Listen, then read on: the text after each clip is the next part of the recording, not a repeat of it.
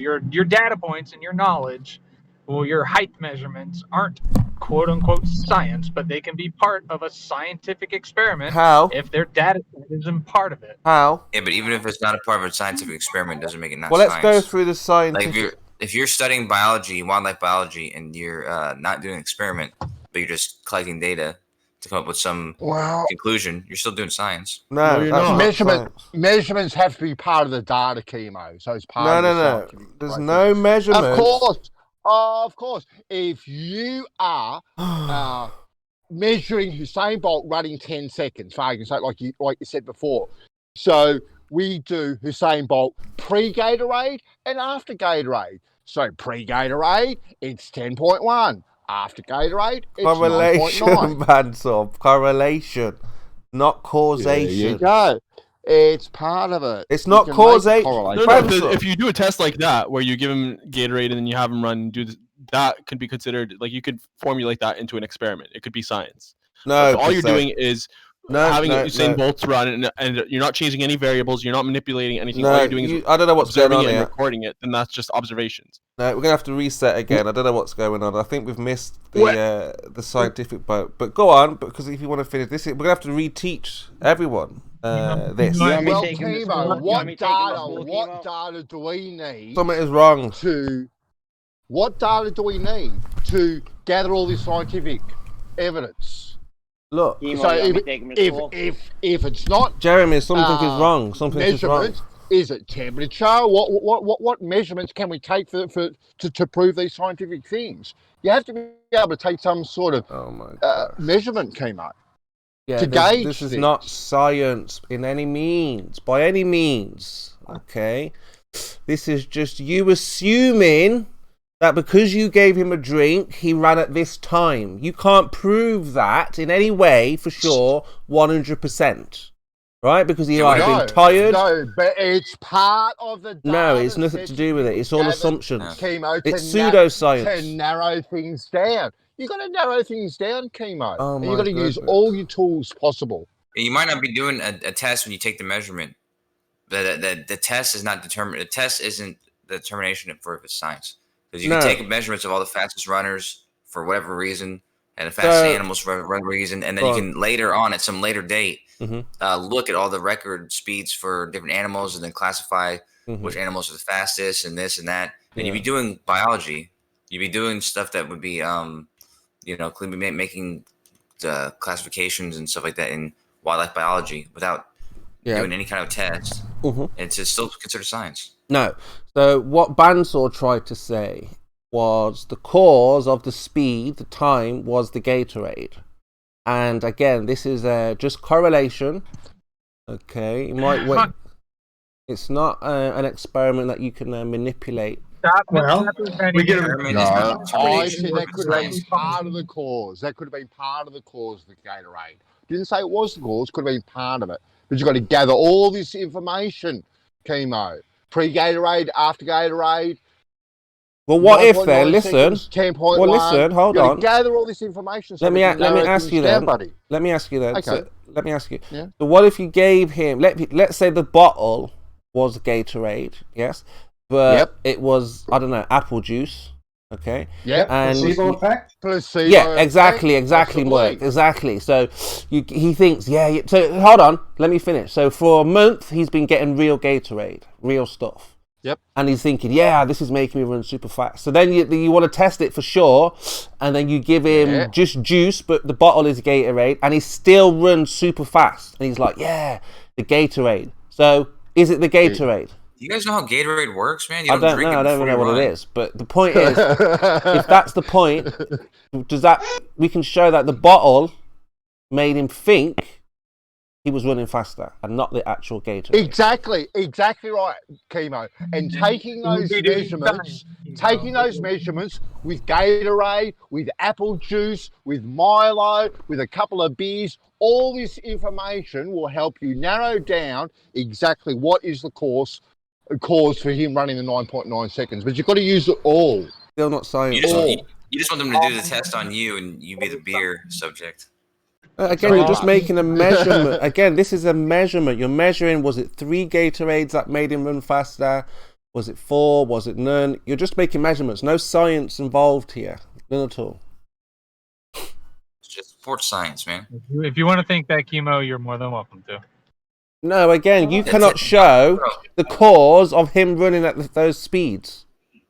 Chemo, that guy in the jungle with his little daughter, classifying all the animals and drawing pictures of their teeth and determining their weights and how long it takes for them to have babies. Is that science? No, let's stick on this running thing. Let's put it to the test. Right, Bandsaw, tell me what knowledge, and you percent as well, what knowledge, absolute knowledge, from your method of science that you're deploying here with you saying, what we know 100%. Let's hear it. Nothing. Thank you very much. Percent, what are we going to know from this scientific experiment?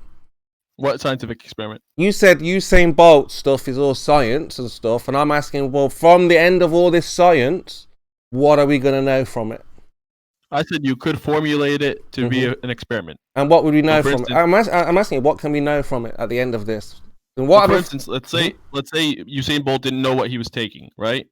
You just gave him you did a double-blind test, controlled kind of study, where the person that was giving it didn't know what it was, and Usain Bolt didn't know what it was. Okay, and then you have him run, and you do it enough times to see that there's a clear correlation between X substance versus Y substance, right? And like Kosho said, it wouldn't really make sense with a Gatorade, but what have you? It could be any sort of drug or whatever substance. If you do it enough, it'll tell you, beyond a reasonable doubt, that this thing is causing this thing. If you isolate all other variables, the only thing you're manipulating is the substance that is being injected or being consumed or what have you. Yeah, but what if that person loses? Then obviously what do you mean he loses? He's not racing anyone. You're just timing him against himself. No, I'm asking what knowledge will we get from it? What do we know now that we didn't know before?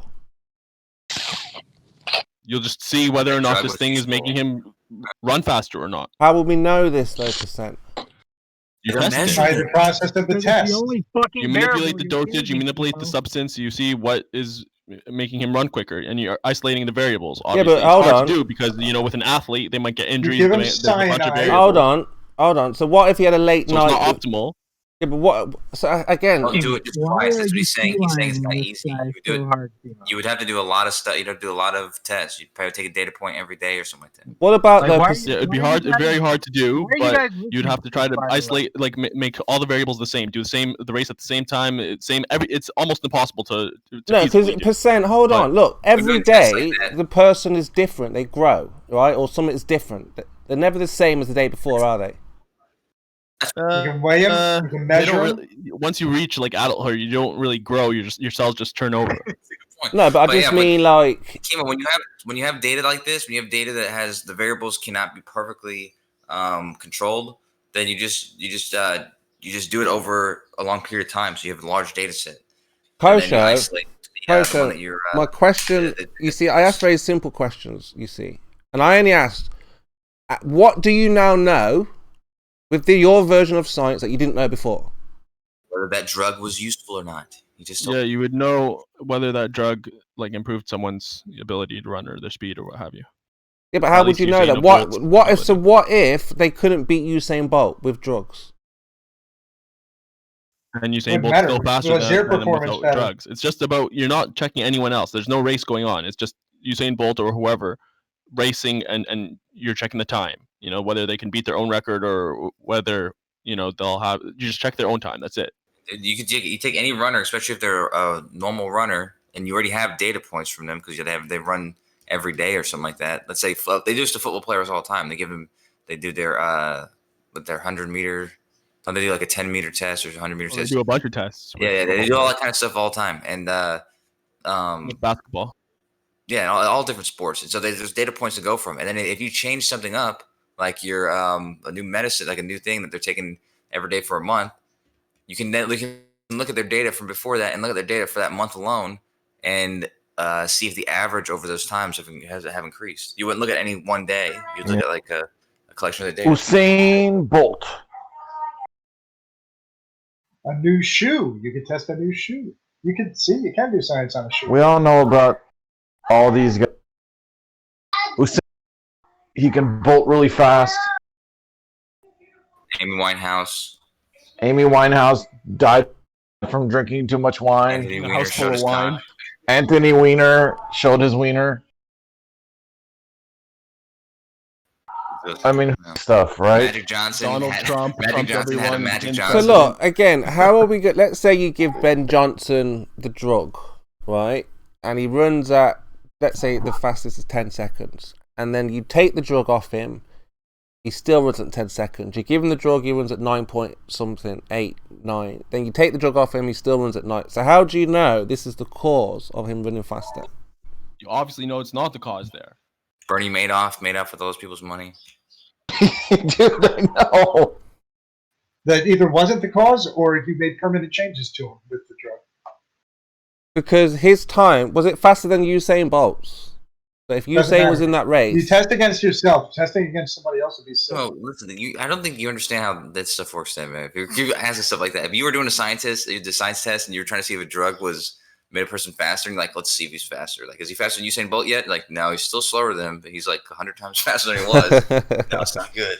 That's like the gauge. He's gotta be faster than We need the to make it better. Yeah, it's got to be... Remember the Israeli moon probe bear sheet had crashed and no one was around? Like, does a bear shit in the woods? I hope not, man. There's gonna be a lot of that bear shit. What are those called? Tardigrades. Benjamin Netanyahu, he's netting Palestinians and yelling Yahoo. Right, hold on a second. One last thing, percent. So this He's nutting. Is this He's nutting past the Palestinians. Percent, isn't this medical then? Medical science? Huh? Yeah, it's like medical science. So he's nutting. It's not natural science, though, right? So it's just medical stuff, doctor stuff. Well, I mean, there's no natural observed phenomenon or anything. Yeah. It's just basically like, you know, drug studies and that sort of thing when they have double-blind RCTs, random controlled trials and stuff like that. So it's not really again. It's medical stuff. It's not really science, you know. Yeah, it's not medical. I mean, it's not science. It's medical it's stuff. It's not science. Yeah, it's just medical doctor stuff. Like buttons and you know, lights and all that kind of stuff. And yeah, because you can't learn anything by studying. No, but it's just medical it's science, but you can't like isolate the variables as much as as you possibly could with other sciences, with natural science or whatever. So it's not like you'd have to have a higher margin of error for those things that are hard to, the variables that are hard to kind of isolate. All right, excellent. So, because it's very strict, I said the natural world scientific method. Not everything is classed. This would be classed as a pseudoscience because you think you're going to have. No, I don't think so. I think you could just have a higher kind of like confidence in regular science because it's kind of more clear cut. Because what would if this was the olden days and you said this would be like a miracle drug to make you run faster, right?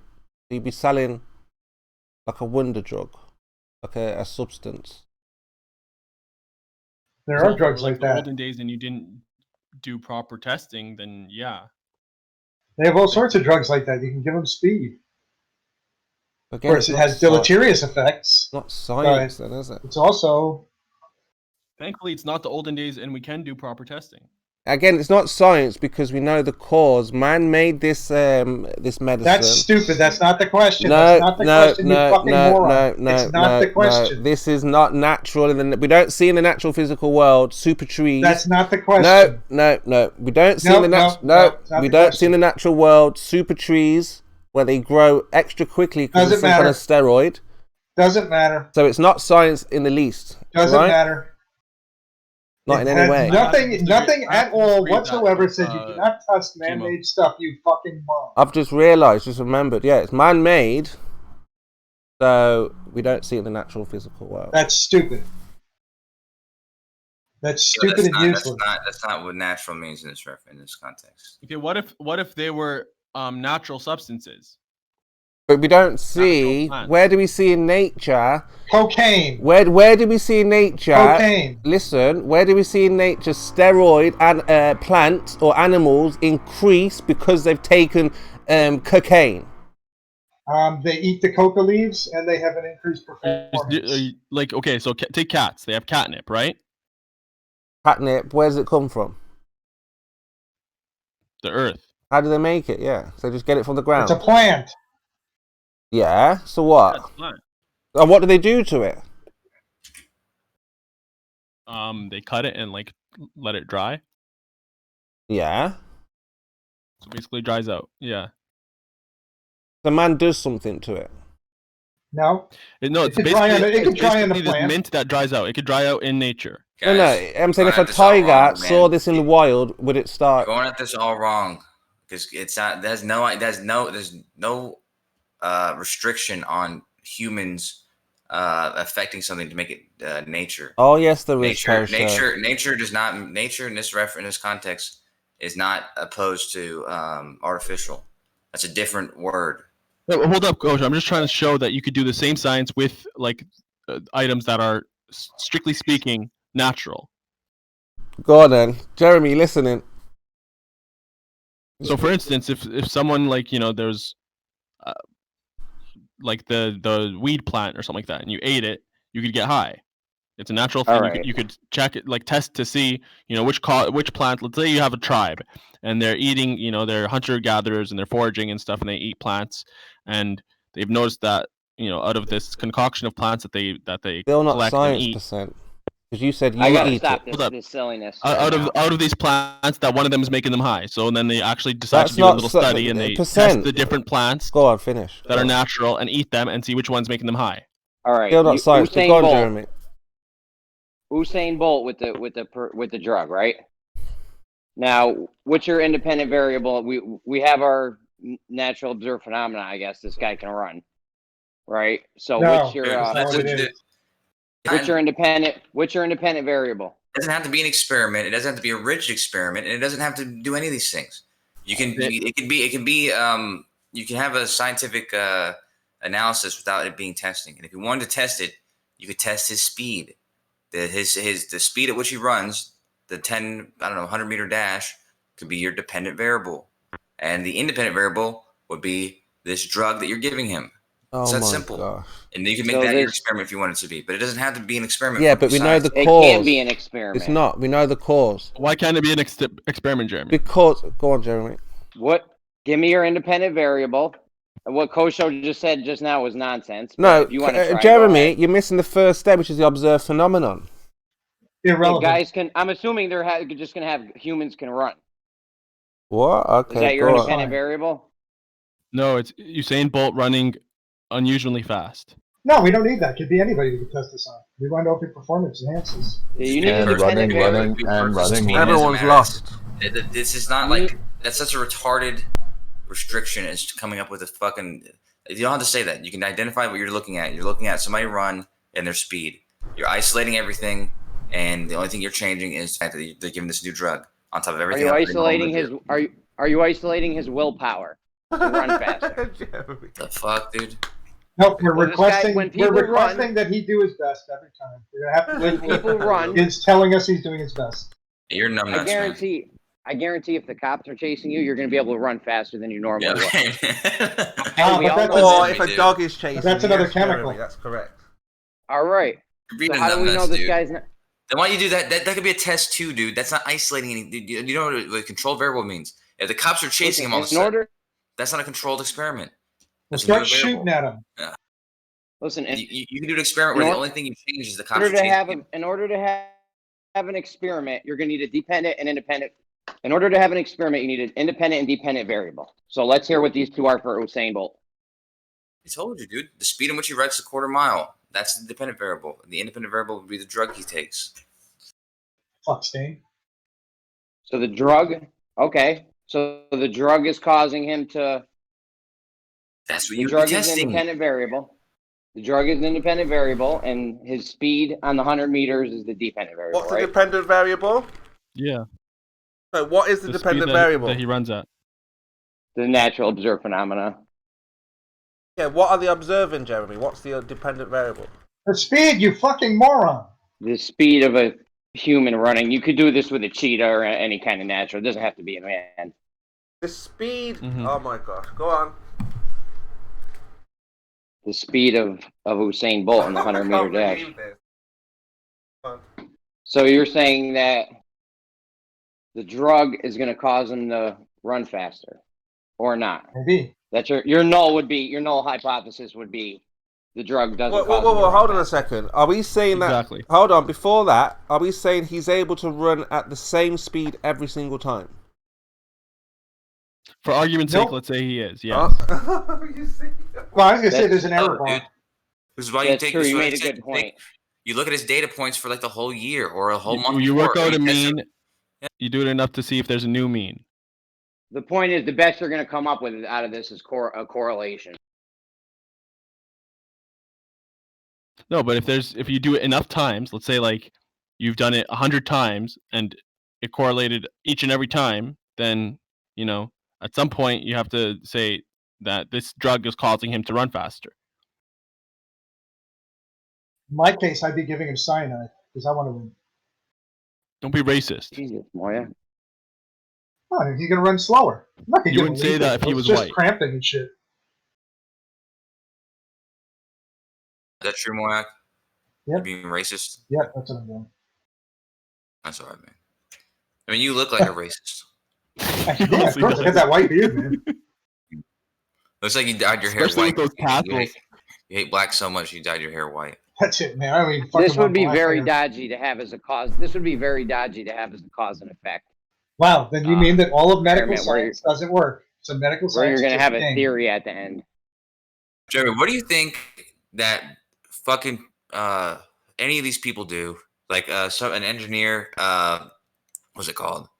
I forget what the engineering is for. Engineers don't do science. There's a bro. food engineer. Dude, Engineers don't do science. There's people who design. Yes, they do, Jeremy. They Engineers. use the science Yes, that's already exactly, been done yes. by scientists. Yeah, dude. When an engineer They don't needs, do when science. engineers are making something, like when they're making a new shoe, right? And they want to see if it's making them run faster, they're gonna do tests. They're gonna use their engineering and the science that was done in the past to try and develop something. But then they're gonna test those, and when they're testing those shoes, they're gonna do exactly these kind of tests. They're gonna see if they're if a person is running faster with the normal shoes, or if these shoes are actually making them run faster.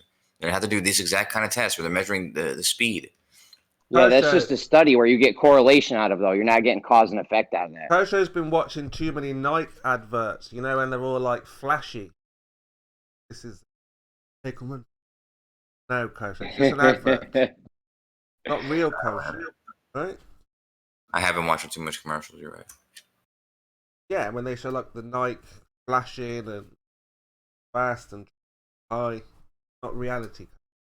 Yeah, the other thing I get a kick out of, though, with you, Chemo, and your stupidity with, you have to have a natural observed phenomenon. Why can't I just pull something out of my ass? Because that's what it is, pulling something right out of that. But then I test it. Well, are we doing natural? If you're doing natural science, you're obviously going to need a natural observed phenomenon. Not really. I want to know if feeding cyanide to cats kills them. Let's settle something here, because this has gone too long. What is natural science? Define what that means. The study of the natural and physical world. That is, don't use the word natural in your description of what you mean by natural science. Otherwise, it's pseudoscience. What do you think it is then? The study of the physical world. Okay, the study of the physical world. That's a good answer, Jeremy. It's the natural. It's the natural study of the and physical world. The physical world, the reality. Natural world. Things that are not supernatural that exist in your brain, right? Because physical and natural world. Kosho, you're leave the word natural out. It's not in your needed. definition, dude. Kosho, why are you bugging? Why can't I use natural in it? It's not needed. Because I'm asking you what natural is, and you're giving me the word natural. Natural is not man-made. That's what I'm asking you, man, and that's the problem. Yeah, that's not in this context. It's not what it means. It doesn't mean not man-made. Of course it does. No, it doesn't. It does. What do you mean? Look up the definition of natural. It's not man-made. Jeremy, that's not the natural. That's not the word we're using. Just like if we were using the word, I don't know, what's another word? Like here. No, that's not a good one. Doesn't matter. It's not the definition for the word. Okay. All right. So look, the definition. All right, the definition. Kosho. The definition for natural in this context is not the opposite of man-made. It's the opposite of supernatural. Hold on, chemo. Do we get what you're saying? That you say, okay, so no, we're going to use your method. Saying. Let's use your method. Get what I'm saying. You don't collect $200 and you don't pass go. You don't go to the same point. It's not the same. It's not natural. You can use this stuff. Okay, fine. No, I'm telling something to Jeremy, man, and there's a reason I'm telling it to him is because he just said something that's wrong, and it's one of the biggest confusions that you guys have. Okay, and natural in this context is not using the definition of the word that is the antonym to man-made. That's a different word. This natural is in reference to things that are the antonym of supernatural, meaning it's either exists in reality, it exists in the physical world, or it doesn't exist in reality. It exists in some supernatural monologue like this context. These are two different words, and it's natural as if it's made by man or made by not man. Kosho. It's a different word. Right, Can I throw something in there as well, Kosho? It's almost like flat Earth. It's almost like flat earthers don't think that man is part of the natural world. It's like we're separate from everything else. Why is that? Because we're not. We are part of the natural world. Hang on. We're part of the natural world, and everything that we do is also an extension of that natural world. No, it's because we're not part of the natural world, are we, Jeremy? So we're not. We don't exist. Is that what you're saying? You have to define the word that you're using, though. That's why that word does mean that in different contexts. But that's not the word. That's not the natural that we're using. Right. No, I know, but I felt like it was important to point out that flat earthers seem to think that we're not part of the natural world, so that anything that we make from stuff that we get from the ground isn't natural. That's not true. Because I'm saying, because that is true if you use natural in the wrong context. Like they're using the wrong. They're just using the wrong word, the wrong definition for it. Because natural, I mean, it is used often to mean not man-made. Like, oh, is it all natural, or is it have been made by man? Like that natural is not the same natural in which we're talking about. That's a totally different definition. But what Cypher is just saying, like a natural world talks about everything, including the stuff that we make, including everything. Is it redundant anything we to make say, is an extension of us? Is it redundant to say that anything beyond tests of the physical world, natural is not required in that state? You're not getting why you're not. No, I like that. Fashion, they're lost, Chemo. They're lost. Well, they're all over the place because, again, Kosho and Moyuk. The question would be, if we use this method, what will we know that we didn't know before about the natural? Well, if we ask your stupid question, we'll know that man did it. Yeah, however, that's not the question. But that's not the question which you keep on asking. Yeah, but if we know that man did it, then what more? That's not the question. What more do you? But that's not the question. Why don't you ask the question that you want to know? Does it make him run faster? Does it make him jump higher? Does it make him live longer? Doesn't matter whether man did it or didn't do it. Yeah, but you've got to do measurement. You've got to measure how much of a dose to give him. Yeah, that'd still be a natural thing that humans have done because we're curious and we naturally ended up getting there. So you're just measuring the dose there, Moyuk. Yep. No. You're also deciding whether the chemical works. Yeah, so you're measuring chemical and the dose. Yeah, so you're measuring the reaction. Yep. Yeah. My theory is if I give you crystal meth, you'll perform better. Not the effect, the reaction. That is the effect. Isn't that the same thing?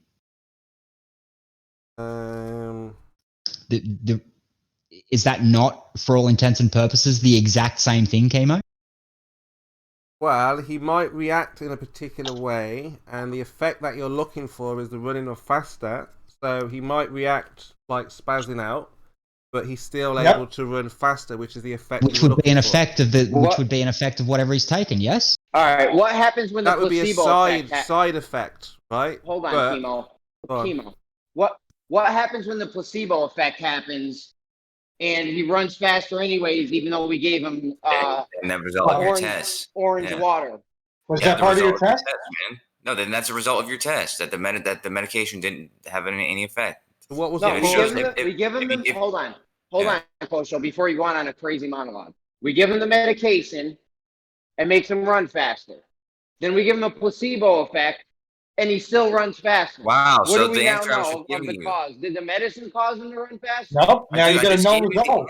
Dude. That's why you do it without giving him any. You're giving him the placebo and giving him the drug.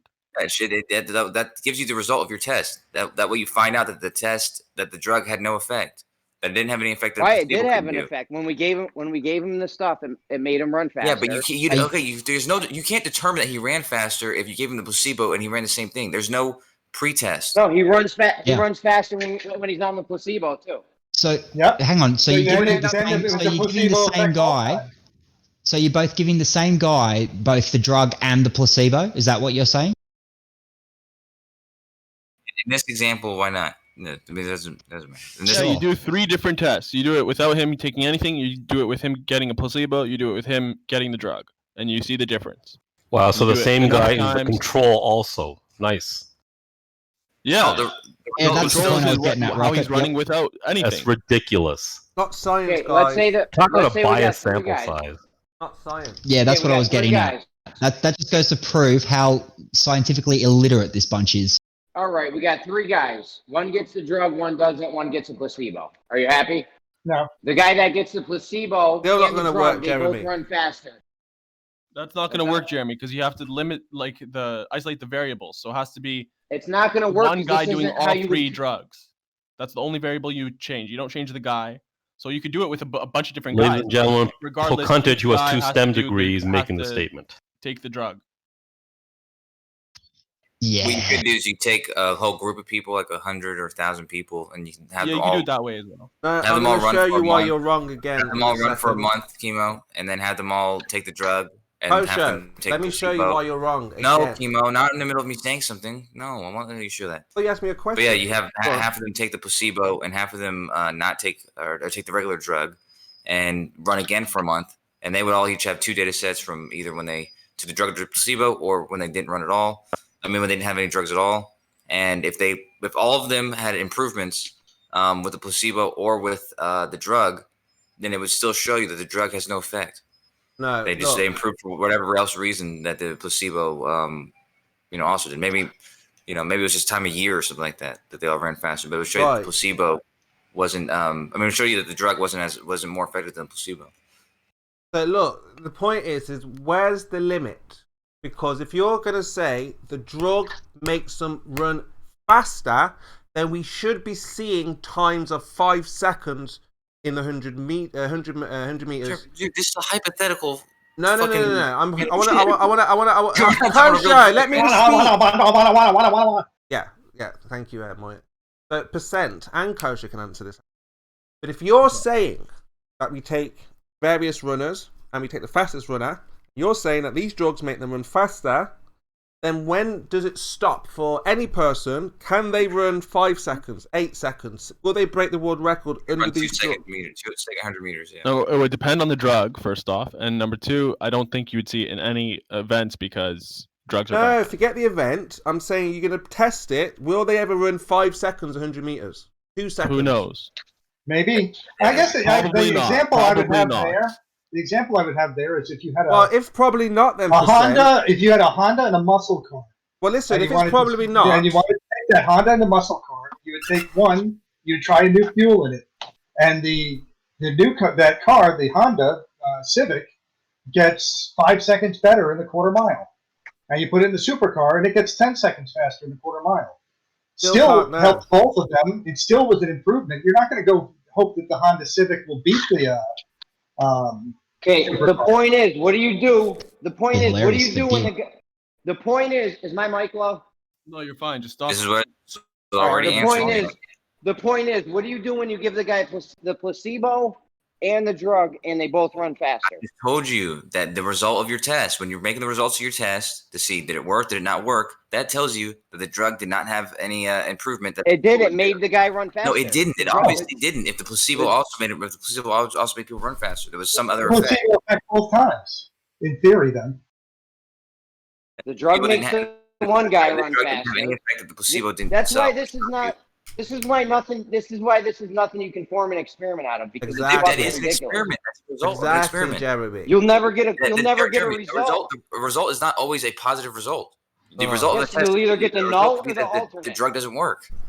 You'll either get your null or your alternate hypothesis. In this case, the drug did make one of the guys run faster.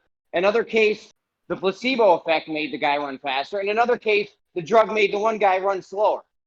So here's what So you now do. how- Here's what you do, Jeremy. What you do is you do 2 experiments. The first one is placebo versus nothing, right? And then you just see the effect, the placebo effect, the magnitude of it.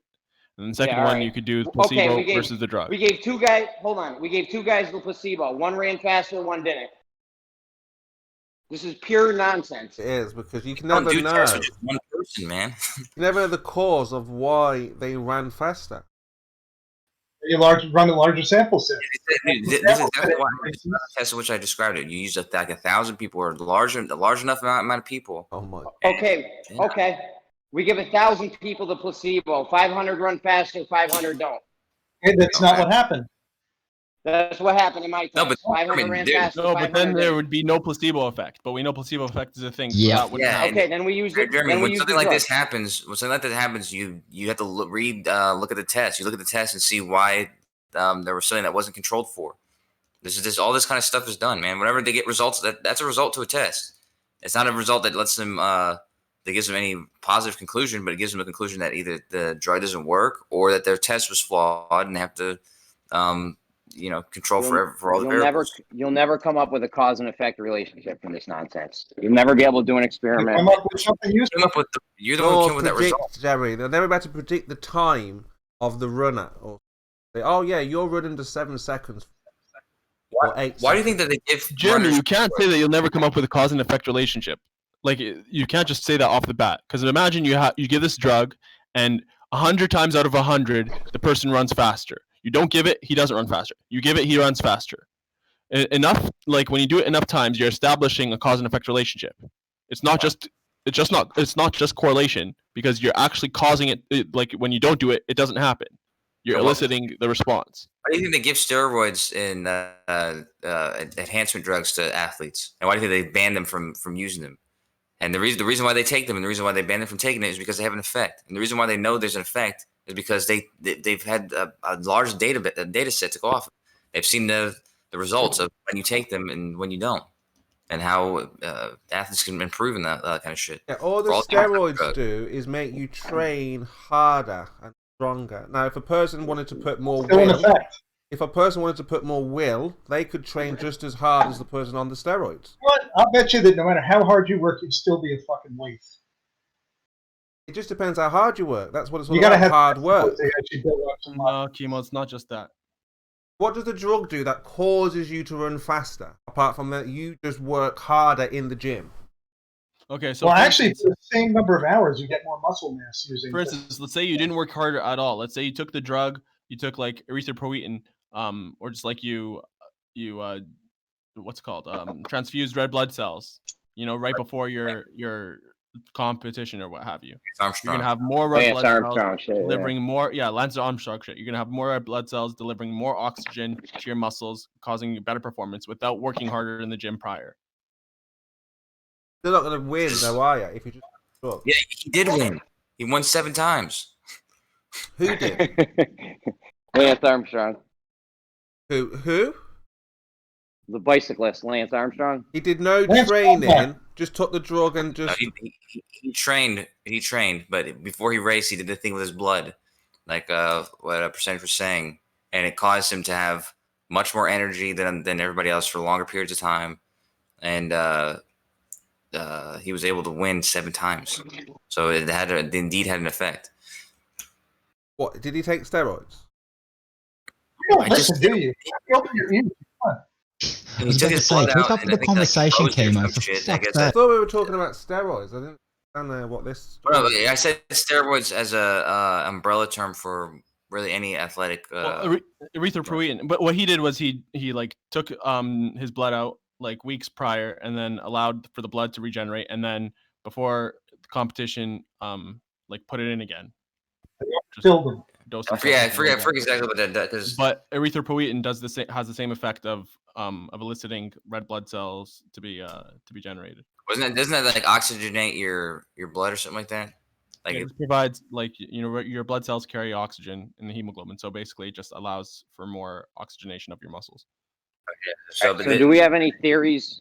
Is there any scientific theories on any of this stuff you guys are talking about? The problem is you're making such a rigid, like very tiny frame of what science is.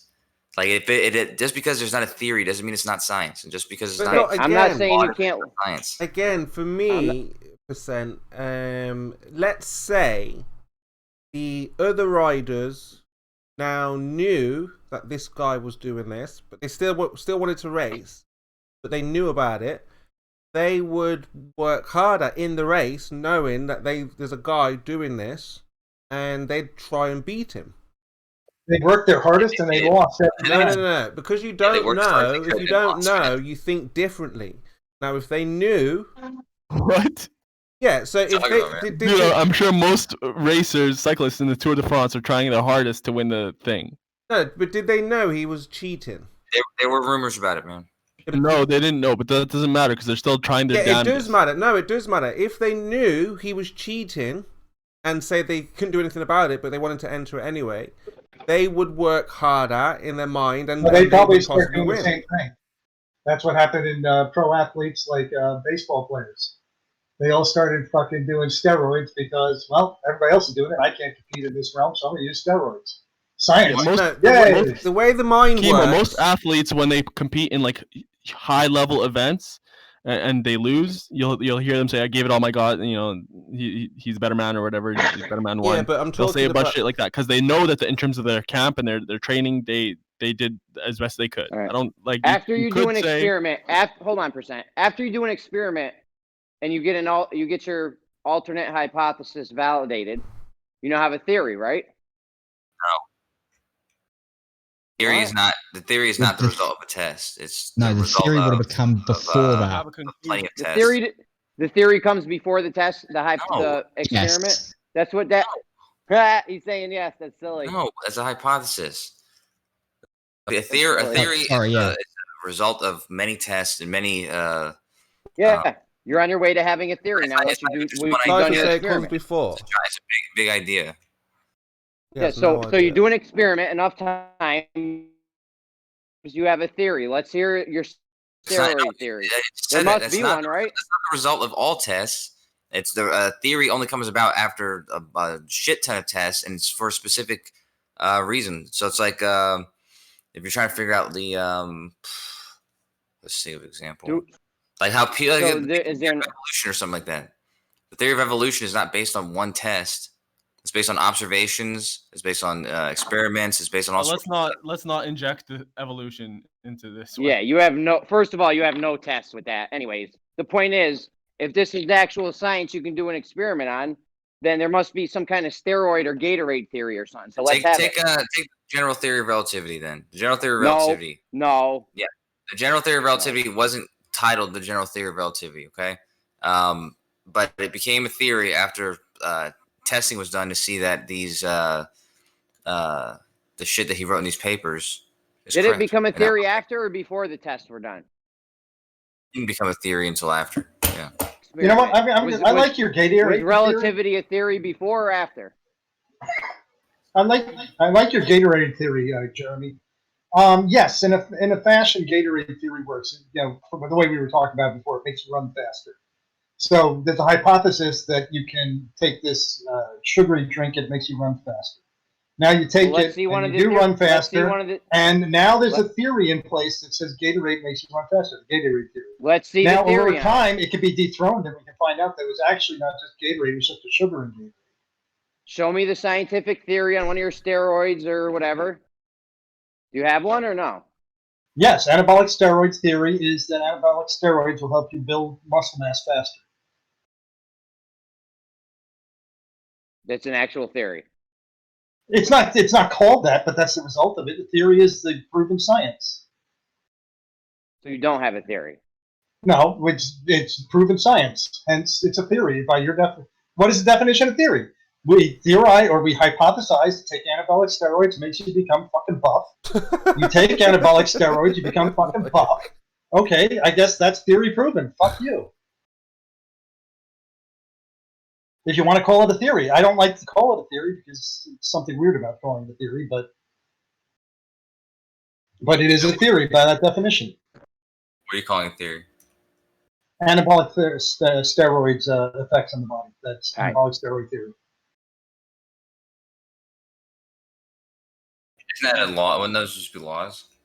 I don't know if it'd be law or not. Like I said, I don't know. Like when I measure the moon, there's an experiment. and I come up with the distance. I don't say that the distance to the moon theory. I just say that's what I'm saying. That's why I wouldn't. You don't say that either of those things are laws. Those are laws and theories aren't just like the like one idea or something like that. It's usually a broad, like wide-ranging rule or whatever. Right, but if you wanted to call it a theory, you could. I mean, it's the proven science of it to date. Anabolic steroids does this to you. Yeah, to be a little specific about that, because medical science is not known for having many theories. And that is because, yes, in most cases, steroids will make you, big and buff, but also in some cases you will die, and other shit. Yeah. That's why this is not. No, that's not. That doesn't mean that it doesn't do what it says. That's why it just says deleterious effects. Science you can end with a theory on. It does not deal in absolutes and it's absolute only cause and effect. We know. We know. That's why it's not science. We know.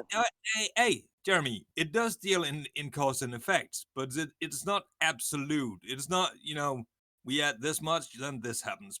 Final. Science deals in absolutes. Well, you no, either absolutely. Hold on, Moyak. You either absolutely have verified your null hypothesis, or you have absolutely verified your alternate hypothesis at the end of the experiment. That's not absolute. That is exactly how it's not absolute.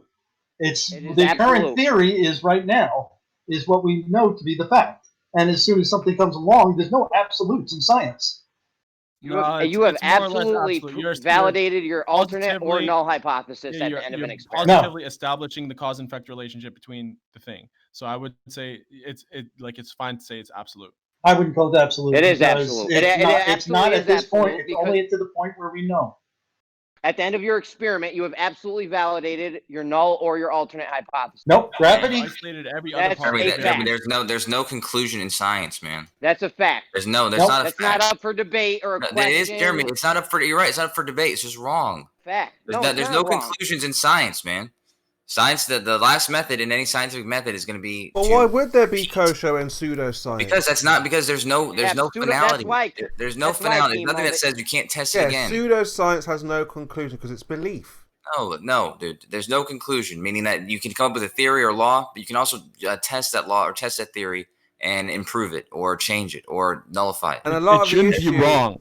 No, there's been laws that have been like the universal law of gravitation or there's another law that I heard recently, but yeah, there's laws that they're not going to state like something can be found out later that makes that law no longer seen as a law.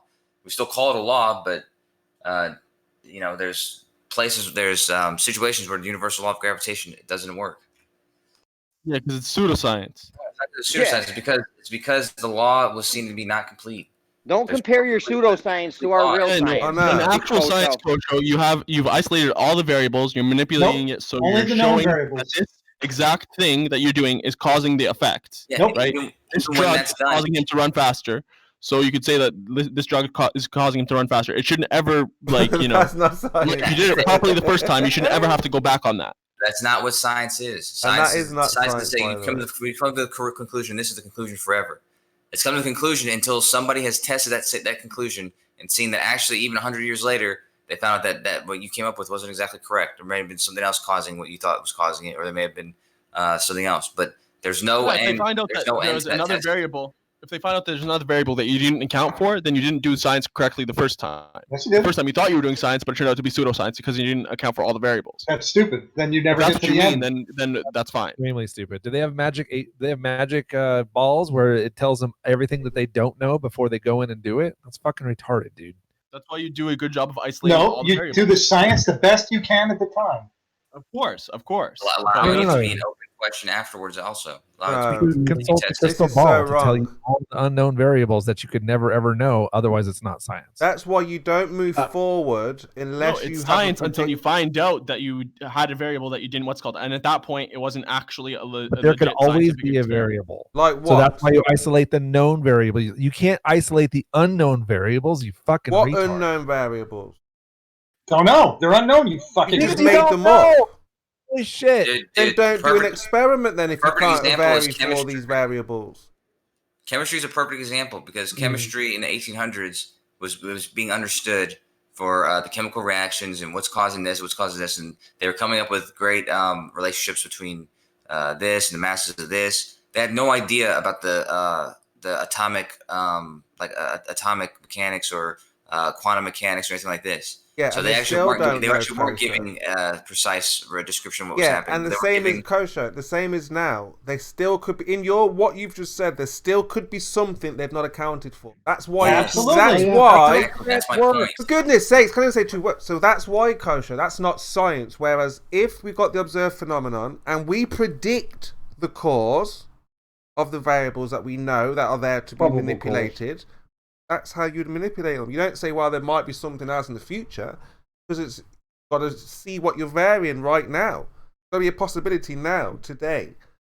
Not something. The probable cause will always be your probable cause in science. It's never the actual cause. So when phones first came out, were they how big was a phone or a computer when they were first created?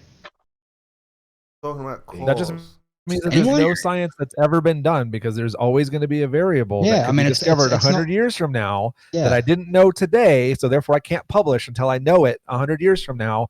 Maybe my ancestors will know it, and I'll hand it down generation to generation until we can finally publish once we know all the variables that ever were, ever could be discovered, undiscovered, known, unknown. We go with the best information at the time, and that's what we move forward with. Again, and if you want to go down that route, you shouldn't really believe any matter exists, because we don't know why atoms have positive and negative charges. Yeah, none of what you've said, all of you, not in the natural and physical. Don't observe these things. That's what you're assuming and guessing. Just in the physical world, it's all you need. Because you're limited, Moik. If you go outside, you can only do so much. So you're saying, well, maybe my future people can find out what I don't know when they get more technology. Even natural world, you still have the same problem. You don't know all the variables. But if you see an effect, Moik, there's an echo. But if I have a theory why the mice exploded in Australia and they started taking over the grain stores. And then later on, I find out that theory was wrong. That was natural, and that was a problem. And then we figured out what the problem was later on. Or maybe we didn't. Maybe we had a theory of it. They were using things before they even knew what they were. Like they were coming up with the technology for radio communication and all this type of stuff before truly understanding what light is and why it has these different properties.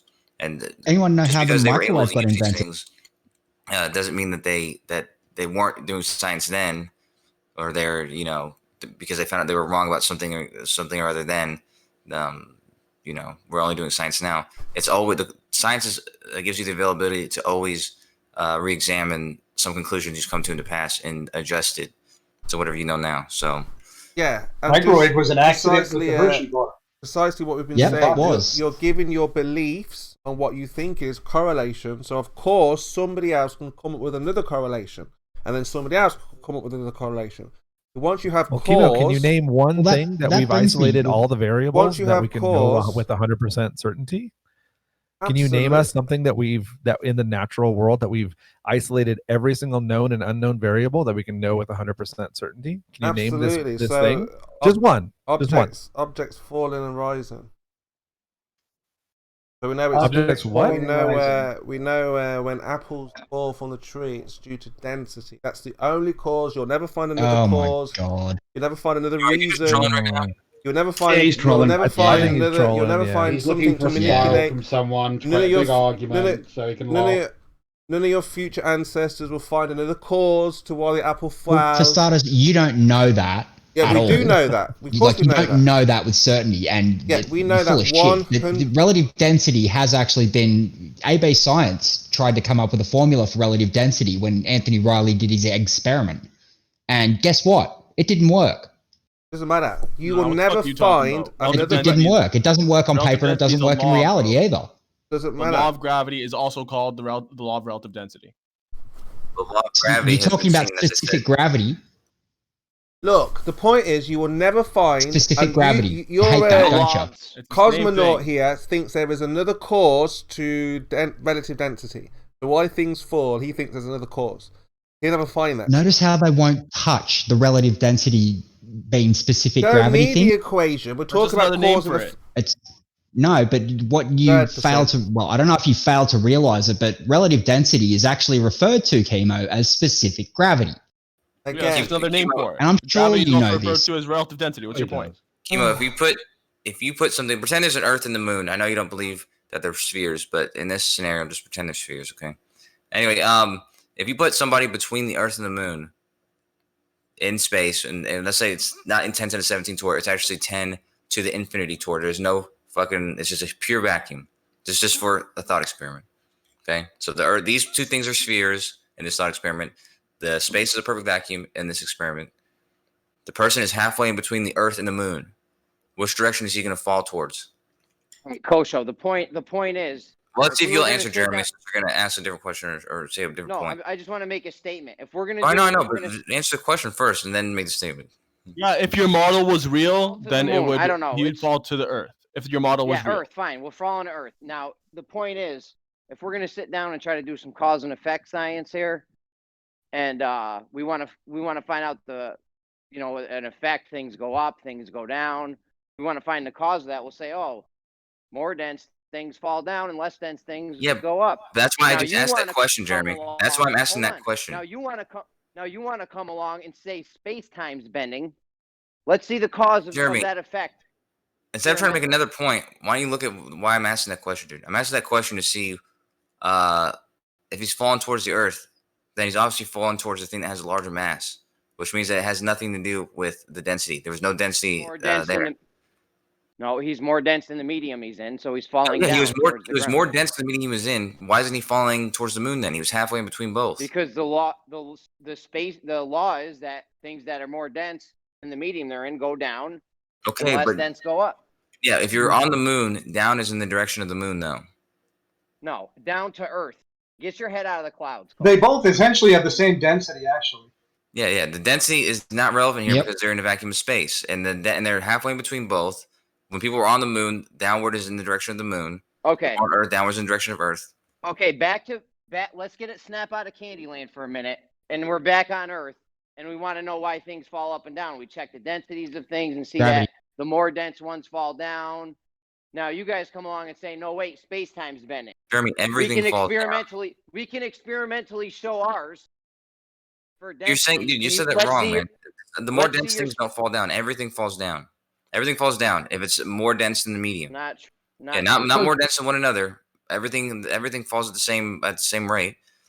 But things that are more dense than the medium will go down in reference to the medium. Things that are less dense than the medium are going to be displaced by the medium. Things that are more dense than the medium fall down. Things that are less dense go up.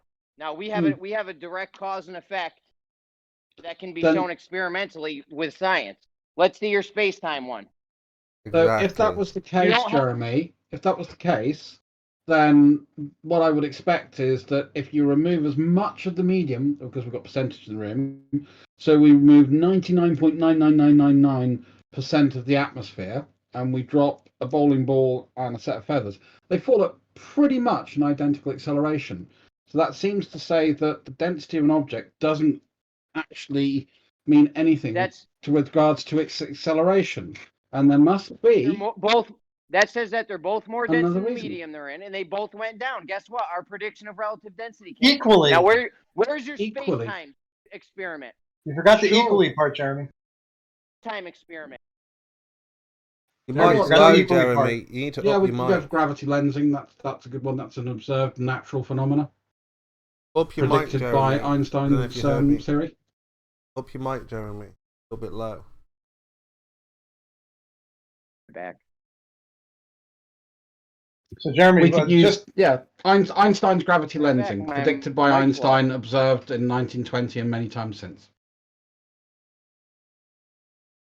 And we expect that from your science to jump from mass to Einstein, and of course, your physicists are already trying to come up with a new type of gravity and Am I good, Chemo? Am I good now? That's better, Jeremy. All right, we're going over a space-time experiment. I'm pumped. Let's do it. You ready? Yeah, gravity lensing. So we saw one of the clips that's been observed, recorded, data's been logged. Come on, let's hear your. It was predicted by Einstein and his theory. You're getting crazy, Druss. We're gonna start from the beginning. Crazy, Jeremy. Calm down. You're spiraling, bro. Spiraling. You are absolutely spiraling. You sound so tense and wound up. It's untrue. Take a deep breath. All right, can we stick to the point now? Let's not get into where we were having a Don't good complain about him conversation. being tense unless you're going to give him a massage. Right, so we were. Well, that's why I said take a deep breath to calm down. To center. All right, calm. We're about to do a space-time experiment. Let's It's hear already been done. Let's hear the natural observed phenomenon. Oh, if this has already been done, then this should be pretty easy. What's the natural observed phenomena? Why are you going through that? Why don't you actually go and read what they've written about the prediction and the That's how we start. You need a dependent variable. No, before you can start do off with an idea. You start off with a you can't, thought. No, you can't do anything without a dependent variable. I'm sorry, That's the effect. I am citing Richard Feynman, who I think knows a fuck What's the more about dependent physics variable than you do. As percentage is also quoted Richard Feynman. And Richard Feynman, in his main lecture about science and the scientific method, states, we start off with a guess, an idea. And what we do is we take that idea and then we say, what if this is true? What would be the implications of this in reality? And that's where you start. Citation. Which are dependent. No, where's the full quote? No. Where's the full quote to that? Where is it?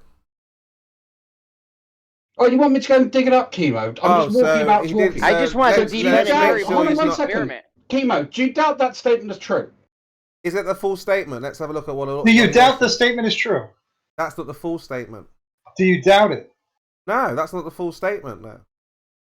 Yes, you probably said a lot more words. Right, so it was a 2-hour lecture. Do you want me to recite the entire 2-hour lecture for you? No, just get I can go get the transcript and do it. It's not a problem. Just get the timestamp of when he said that part. So that's what I need to do to be complete.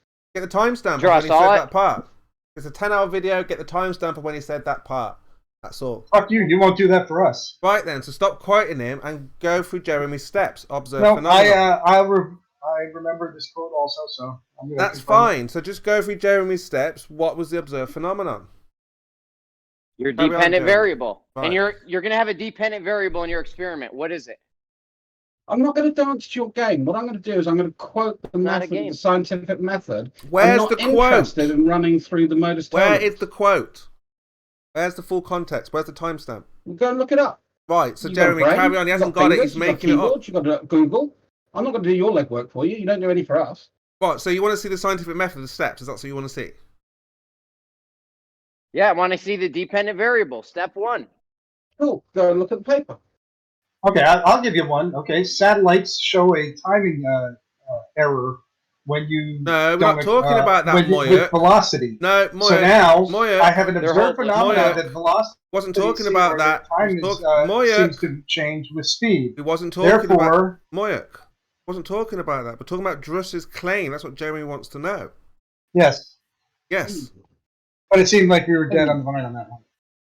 The space-time experiment, dependent variable. By the number of times you've muted me for no reason. You muted me once when I was actually already muted. No, no need to mute you. You just made a claim and Jeremy wants to go through it. Yeah, let's have the dependent... And I told him exactly where he can go and find the information. I'm not going to do legwork because Moya brought up another example. It was immediately poo-pooed away. I'm not bothering. I'm talking about the scientific method. Right. So go through what you just said with Jeremy. Yeah. So I've started with the scientific method. I've told you what someone who is an incredibly practiced physicist does. A guy that did hundreds of experiments his own at home because he was that interested. Well, get the full quote. Really? Because Veach 2 weeks ago, Veach said Feynman never did an experiment. Oh no! Which one is it? Not in his direct, but he did loads of experiments at home. He actually had his own lab at home. And if you actually read Feynman's book, you'll find out how interested he was. But you'll never be asked to do that. You'll never be asked to actually read an autobiography or a biography of someone. Just get the quote, Druss. No need for the monologue. Jeremy wants to do some science. Chemo, will you shut up? When I need your direction, I will ask for it. If I'm being OTT, you're derailing then the conversation. But don't tell me to not talk or complete my sentence. I'm fed up you're derailing because we were talking about different methods of science. Now you're telling Jeremy to go here, go there. Why? They don't have a dependent or independent variable for this. Who cares?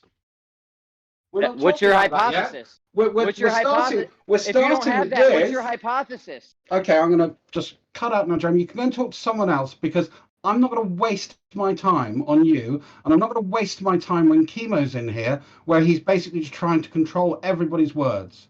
Not interested, because it doesn't matter what I show you, Jeremy. You'll poo-poo it and hand wave it away. There's no point unless you do the research yourself. Hey, just shut the hell up and take a nap and come back tomorrow. Go, All right, thank you. So, okay, Jeremy. So we got the time dilation. We got satellites. They fly in around the Earth. Timing is. Shut the fuck up, you little cunt. You little fucking toilet cleaning asshole. Now, you go up there. You find out that your satellites are giving you errant time. You come up with a theory that, or a hypothesis that velocity and the distance from the Earth. Well, let's do velocity. Velocity has an impact on this. Now you accelerate, and you find out that that timing is now changing along with the velocity. Okay, time and velocity are intertwined. That was your dependent or independent variable for dependent. Dependent is time. Your dependent variable is time. I saw the time change or time change. So time is your dependent variable. Yes. And velocity is okay. So now we're looking for the cause. What's your independent variable of the cause variable of time? Is velocity. Velocity is the cause of time. It has an effect on time. Wow. Do you have any real science? I don't want to hear stuff you guys make up off the top of your head. Do you have anything real or no? That's a real observed thing. I'm not interested off dumb stuff you guys make up. The dumbest thing I've ever heard in my life. What was wrong with that?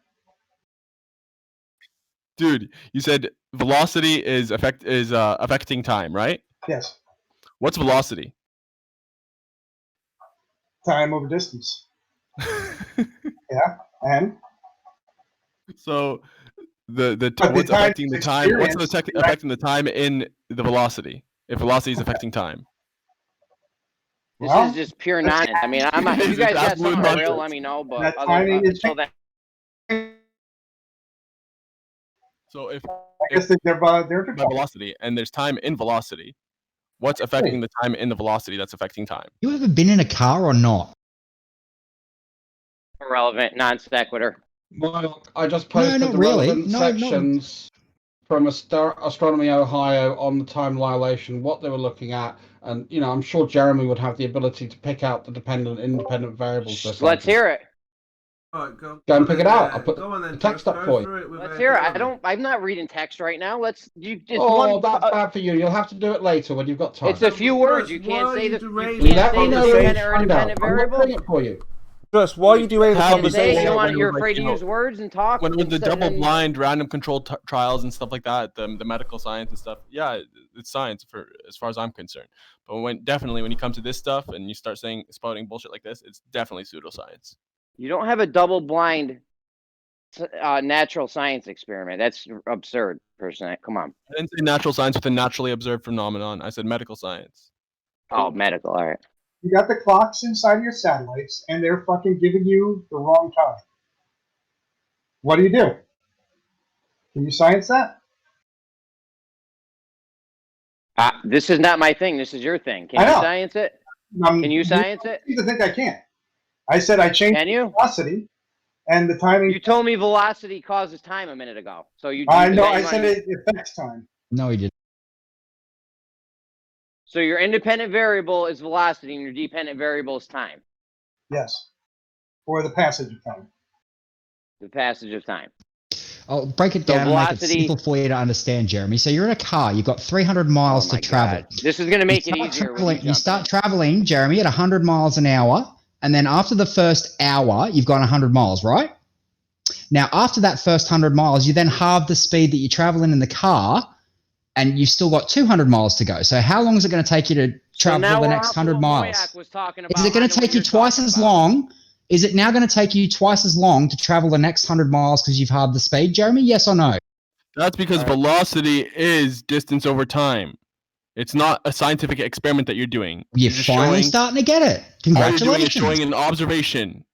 Yeah, but now in the case of the satellite is telling you the time, but it's giving you the wrong answers. At least from your perspective. That more time or less time is elapsing than supposed to. The clocks in that device are experiencing, oh god, I forget which way it goes. Slower time. Okay, this all started because I said I had my relative density scientific experiment, and you guys, I don't know, did you guys think you had one for space-time or Well, no? I think that's what I was working on. Did you fucking listen at all? Half-light time is slower than the time on Earth. Because it's colder. Okay, it's colder. Is the temperature inside that spacecraft colder? This is all one big the red clock herring. is actually I have the cause. The clock is using a This is all a big red temperature-controlled herring. I environment. have the cause for the effect of things going up or down. You guys, I have that cause and time. I have effect or time no? is fucking varying. That cause But and the trouble effect is or you no? don't, Jeremy, because now what I'll say is what's the cause of density on a flat Earth world in your Narnia land? But Mike, you're saying time. Okay, so Yes, the object passage of time. Yeah, so the effect we saw was things falling. Now, was it a force or was it? No, I wasn't doing falling. No, I know. I'm just saying that we were able to control and manipulate our variable and show the cause to the effect. Now, you're saying time. How are you manipulating time?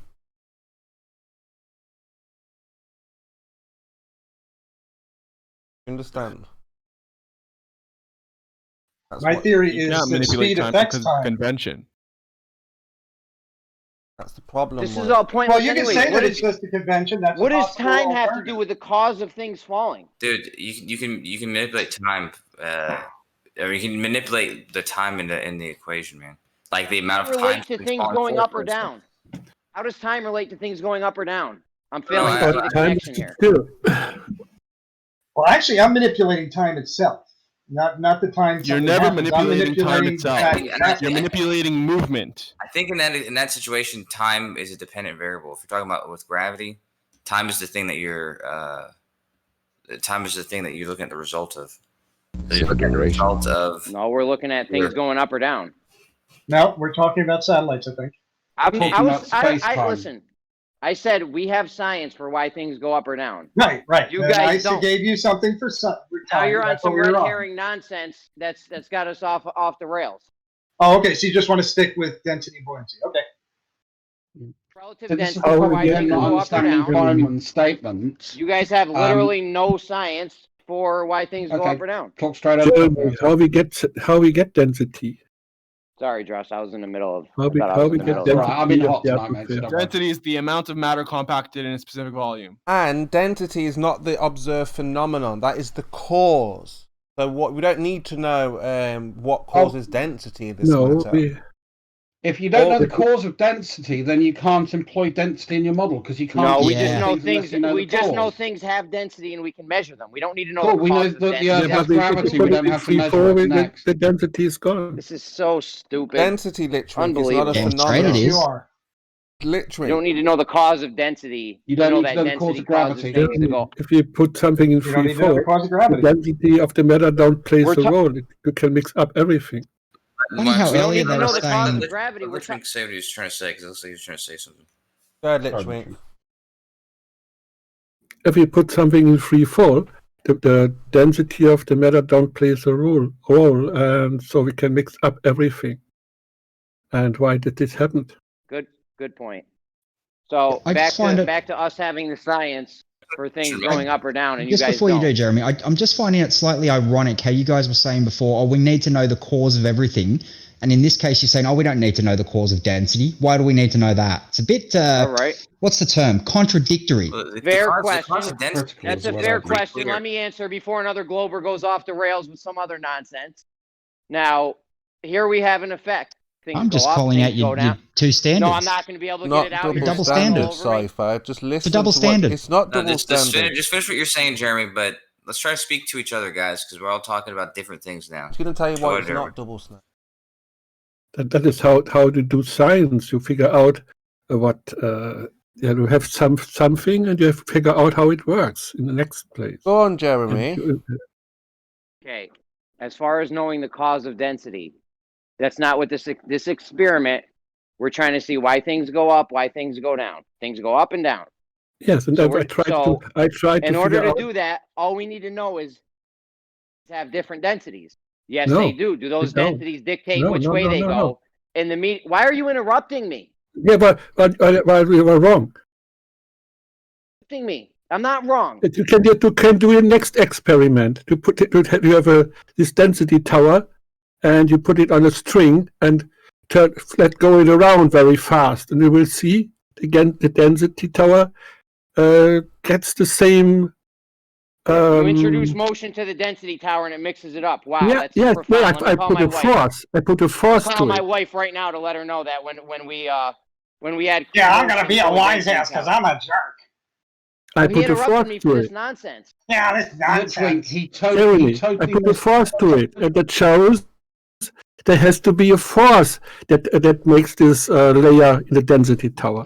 You Jeremy, move the you density tower and the density tower gets mixed up. Wow, that's amazing. No, you It's free misunderstood fall, what he yes. said. It's the opposite. When you spin a density tower, were you saying that when you spin a density tower around, it will keep the same layering?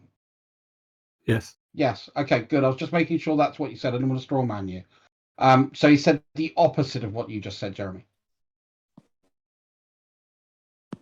I don't know where I was. I now. put it on a string 1 meter long, and I spin it around very fast, and I make a picture from this spinning density tower, and we'll see I have the same layering. It's standing on the ground. It's not moving.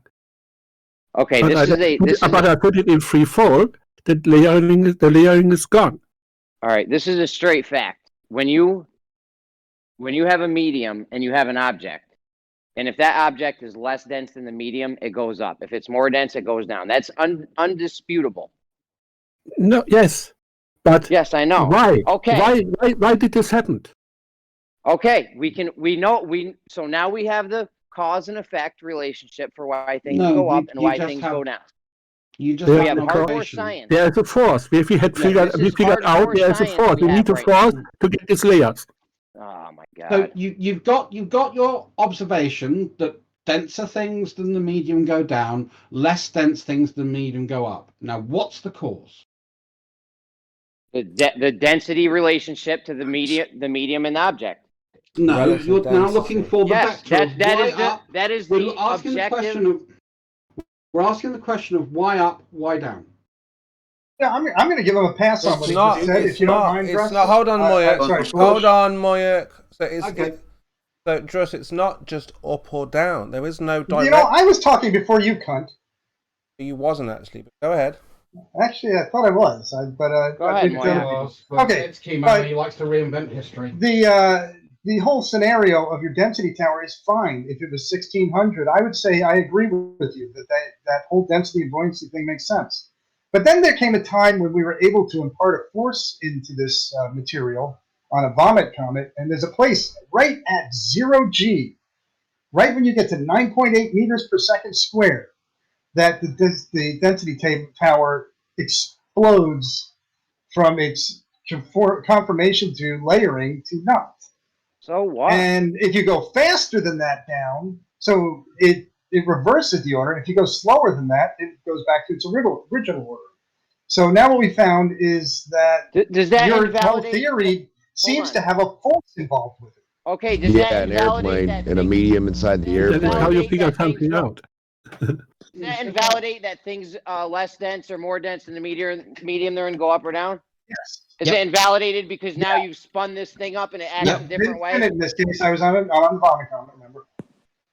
You've now spun this thing up crazy and it jumbled it up. There's no spinning involved. Does that invalidate that denser objects go down and less dense go up? There is no spinning involved. Does it invalidate my hardcore science that I have? Yes. How? Yes, totally. It introduces the fact that there's when you introduce a force to it, it no longer acts the way that you claim, a new force. So there's a force that's setting up the order of force. You guys slow? No shit. If you put a wall in the way of something, it's going to stop it. Wow, what a phenomenon. Oh, you got a bulletproof vest that's going to stop a bullet. What a phenomenon. Are you stupid, Moyak? No, that is how you make experiments. Which link you're fucking goofy. So you guys putting shit in the way, and So you Jeremy's put it on 1600 experiment was perfectly fine. It was true. It was fact until we learned more. It's always true. Then we learned more that there's a force. You learn more about what? You put more of a medium there? No medium. The medium stays the same. Spinning it like a lunatic. What the fuck is The that? vomit comet is a whole other medium. Is the vomit comet a natural medium that you experience on the ground here? Yes. There's the natural medium. Is the vomit comet so what spinning? you did was took it and put it into another medium. No, I could do the same exact thing by dropping something. This natural medium. It's Is stupid. the vomit comet spinning, Moyak? Maybe I don't know. there is no spinning in the vomit different comet. portion of resistance. Vomit comets don't spin. No, they don't spin. Yeah. What the fuck are you talking about spin for, you stupid motherfucker? Vomit comet. My bad. You fucking retarded asshole. Yeah, my bad. I misheard you.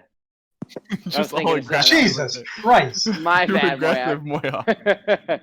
I was thinking of a gravitron or something that spins around. No, my bad. he's not now, talking about that. if you do that, now we bad. can also naturally, if you want to stick with this stupid ass natural thing, we can knock your density tower off of a tower, drop it gently. Let me and address when it the vomit reaches comet. 0G, when you drop Let it me in free address fall, and it will now mix up. But go ahead. Let me address the vomit comet. And you know I've already debunked this in our DMs, so I don't even know why you took it here. No, I actually crushed you in that, but go ahead. You did not crush me on it. We've got the vomit comet, right? We've got the density tower nice and still. Yep. Everything's going according to plan. It's all organized due to its density. And now you start making crazy movements and the No density, crazy movements. Gentle, straight, even movements. gentle, straight. That's what a vomit comet does. Go straight. Yep, just changes direction gently. Changes direction, but goes straight. It doesn't sound like your daughter, Moyak. It's not shaking, as you would suggest. Gentle, straight. We're moving it in we're moving it in a very how do I phrase this? A Linear very, or linear? What is it? Even. Yeah, in a non-linear motion. Not linear. Rotation. Do you think the vomit comet goes straight? It goes through a smooth arc. So not straight. Parabolic is what you're looking for. Parabolic. Yeah, yes. so not straight. So we start moving this thing up and down. Okay, wait. Now I'm moving at 9.4 meters per second, and the tower is still The amount organized. is irrelevant. You start moving this thing up and down, and you're surprised that it gets shooken up. It's not shooken. Shooken. It's not shooken at all. You're Is it conforming to the density, I'm or going, is it mixed? Is it all okay, jumbled what is up the difference in the Is it shooken? conforming What is the difference in the shookenness? to the density, or is it all, between you going at 9.7 meters per second and 9.8 meters per second? Did it shit? Did it is it suddenly conforming shake? to the? I can't get a word in edgewise. Is it conforming to the density tower, or is it now all mixed up because we're now moving in a nonlinear path motion? Now we are close to free fall. It's all mixed up. Right? I'm just below. It's all mixed up now that just, we're going up and down in the air like. I can't even say a word. I mean, Jesus Christ! Just fucking start talking. God damn it! Okay, now, so we're going at 9.7 meters per second, and the tower's still organized. I go 9.8 meters per second, and the tower disorganized. I go 9.9 meters per second, and it reverses the organization. So what? So what? Okay. So what? Hey, Mike, how bored are you, man? You're just going like you're just canceling out the speed that it goes down. You're canceling out. Yeah. The gravity. And what speed is it going when it's sitting on the That ground? doesn't. This is meaningless. That doesn't. Let me know if you guys got a space-time experiment. Exactly, it's meaningless. You're trying that, but you fucking denied it. So okay. You don't have. It's not that I Observation deny it. You matches just don't flat have Earth, it. man. That's You don't it's get not it. different on a globe Earth versus a flat Earth. You're just canceling out the G-force. Yeah. Right! Yay! You figured it out. You're canceling gravity, motherfucker. Yeah, the There's downward no way. acceleration, you fucking idiot, not the cause. You're not I'm causing going it. back with the mass attracting mass or Jeremy bending the doesn't believe space-time the experiment. existence of. If I can No, count, listen if to I, what? if Sorry, I can don't- counter something with acceleration, maybe it You is want an to call it acceleration. G, downward acceleration, relative density, whatever it is. It's all the same observation. No, it's totally different. The density didn't change. The speed of the acceleration did change. What did you say? I don't believe in You don't believe in gravity. space-time bending. Yes. Gravity. You're trying to cite density and buoyancy and exclude gravity, so you don't believe in gravity. What's gravity? Downward force, the downward acceleration. You don't believe things go down. Space-time. This fucking idiot. Space-time bending. You don't believe I don't give a shit. Gravity, Space-time space-time. bending right now. Well, if gravity was real, your airplane. If gravity was true, your airplane shouldn't have caused any effect on anything. That's a cause, Jeremy. You would have had a constant rate of fall, regardless, from point A to point B. If gravity on your fucking globe planet was real, idiot. I don't even know what you said because I don't listen to you. Your fucking airplane didn't make any sense. It didn't do anything. If gravity was real, your stuff would be pulled at a constant. You don't see that because you can control it. That doesn't mean a constant. The word constant means constantly pulled. No, I don't think so. So I gave you the three. So why did it not pull down right in the fucking comet then? In the vomit comet? Why did it not still pull down right? Because what? Because you did what? You're going at the same speed as the force. Because you did what? Though you put objects in an airplane and you did what with it? I don't know how tried to speed ahead of them. You tried to speed ahead of the objects, and you think that proves gravity? Are you fucking ignorant? That density and buoyancy. Listen, if gravity is a constant, no matter what you do in that fucking plane, a constant would constantly occur, right? Yep, I did 9.8 meters. And you undid the constant by fucking flying faster than the object and saying they get jumbled up, right? No, same speed. Therefore disproving your idea of gravity, you idiotic fuck. At the same speed it disorganizes, at higher speed it organizes. Thank you for disproving gravity, Moyak. You're great. In the original fashion. There's only one speed that it fucking disorganizes. Hence constant. Let me know if you got a space-time experiment, and we'll go through it. They clock so at the if I top run of the faster building. than you, it's slower than the top of the so if I run faster than you, that's the cause of you doing something. Space-time's right, exactly. You're fucking ignorant. You are. In a space-time experiment. Yeah, something. Space-time experiment. How do we prove space-time's there? Not even a scientific endeavor, honestly. There's no way you could prove it scientifically, obviously. It's basically a proof for the theory. It's a what? It's a proof of the theory. Jeremy, it's there, but it's not a thing. It has no properties. It has to have properties though, because it's making things happen in reality. So it has to do something. I think he's being sarcastic. You know, I agree with you in heart. I hope you know I agree with you. Oh, it's changing apparently. So it must have some properties. It seems to be reactive to speed. It seems to be reactive to gravity or mass, proximity and mass. It's reacting to the downward acceleration. To mass. Does it react to strange quarks, or can they just come in and out of any universe that they want? That's not what we're talking about.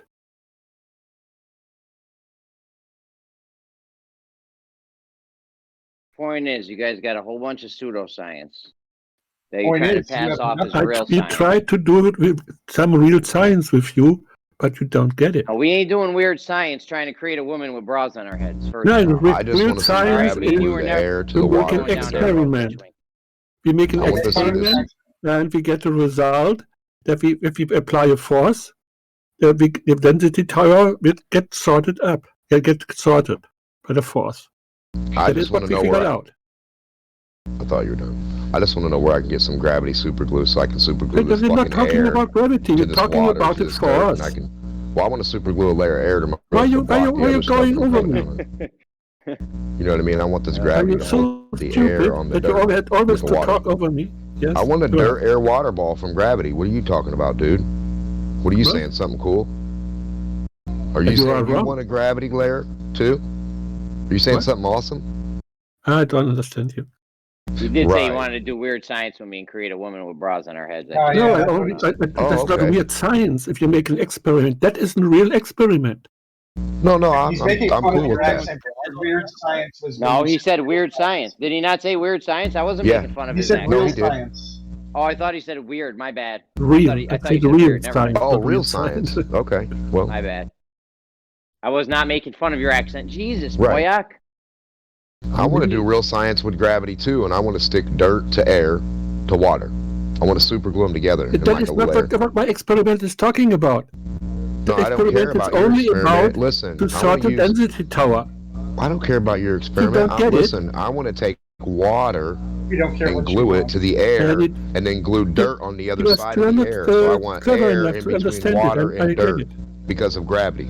I want to glue them together like a sandwich. I want air, Put Gorilla Glue in your hair. water, You seem dirt, like the kind of guy who or would do that. dirt, air, Slip and your then hair water. back like a little helmet. I just want the gravity cupcake where I can get the air in the middle and the water on top and the dirt on the bottom, or the dirt on the top, water, air in the middle, and the water on the bottom. I want Are a you done gravity yet? cupcake. If you want a gravity cupcake, I want some space-time sauce. That'd be the icing. How you want to make it FaceTime. more complicated? You even understand the simple experiments. Yeah, gravity super glue. I want some of that shit. That's the best stuff we You got. want to see it? Look at Cavendish experiment. Guys, are you trolling right now? What's happening here? This doesn't seem like a normal. This is all this that doesn't seem normal to you? No, this is all that Democ does. Democ only says stupid shit. That's his whole gig. He's a very simple guy. Well, gravity is holding the air in lockstep Simple with the mind. dirt and the water. So I just want to have a little portion of that in my hand so I can play with it. Then go look at the Cavendish experiment. Works great. Less film. Yeah, go Cavendish look is at not an Dr. Seuss. experiment. Go Cavendish look at is not Dr. an- Seuss. That works Bury good with the mass, Snorlax and the object Thorlax. move. What was Cavendish's hypothesis? His experiment, the experiment shows if you use what's his demonstration of hypothesis? gravity, you can see that Hypothesis, mass Boyack. attracts mass. I'm not going to do space time. Can't do space time. I can only do that with satellites and stuff. His hypothesis is mass attracts mass. I don't care about him. I'm talking about his experiment. What you can use it. Talking about the Cavendish experiment. What was his Use hypothesis? the device. I can use that device to experimentally prove gravity. What's your hypothesis? I can go use a device My to prove hypothesis TV is is a that, TV. mass I can use a doesn't see. device called a radio to get radio Yeah, signals. yeah. Guess what? When you make a device, you retard, that's what the fuck the device does, what it's made to do, you ignorant you guys are fucking dumb, man. I take mass, or I want to, let's see, what's my hypothesis? Oh, hold on. Wife's here. Why are you So making? you You shouldn't have to make this up. If this was real science, it would be all laid out. Right, you wouldn't need a special device. Why you're trying You'd be to able make to it sit a up on the fucking chicken on spot, the ground bro? and show it. Like, why And are the you trying thing to make didn't. The stuff thing up didn't on do the it right spot? anyway. No one can get it to work anyway. No one can get that stupid thing to work. It's not an experiment. That's not even for it's not even it's about density. Contraption. It was trying to find the density of the fucking planet or not. Which is I'm not trying a to find ridiculous it. way to find that. I wasn't trying to find the density of the planet. In my case, And it was superseded by Einstein's bending and warping What are of you space talking time. for, you clown? It was Okay. superseded. My experiment using Cavendish or these big blues. You is a can't use demonstration- Cavendish. It's been superseded. Mass attracting mass. Shut up. No, it You isn't. shut up, you lemon. It's been Now, superseded. Cavendish shows and demonstrates that there's an attraction between masses. It's been Whether it be superseded. It showed nothing. Shut up. You Shut up. up. I mute him. I'm not Somebody going to allow mute you him, to please. spew I out did that drugs all verbal the time. diarrhea that you I call mute him. words. I'm not allowed to finish Shut up. the sentence. We'll do it later, Moyak. Okay. Go ahead. You can have the show, dumbass. I'm definitely not going to let this twat censor you because he wants to say moronic, stupid, idiotic, wrong things. Shut the fuck up! You shut Jim. the fuck up. Why did you let him do that? All right. So we have my hypothesis. I got to come up with this on the cuff because I don't know exactly how to put it in your scientific terms.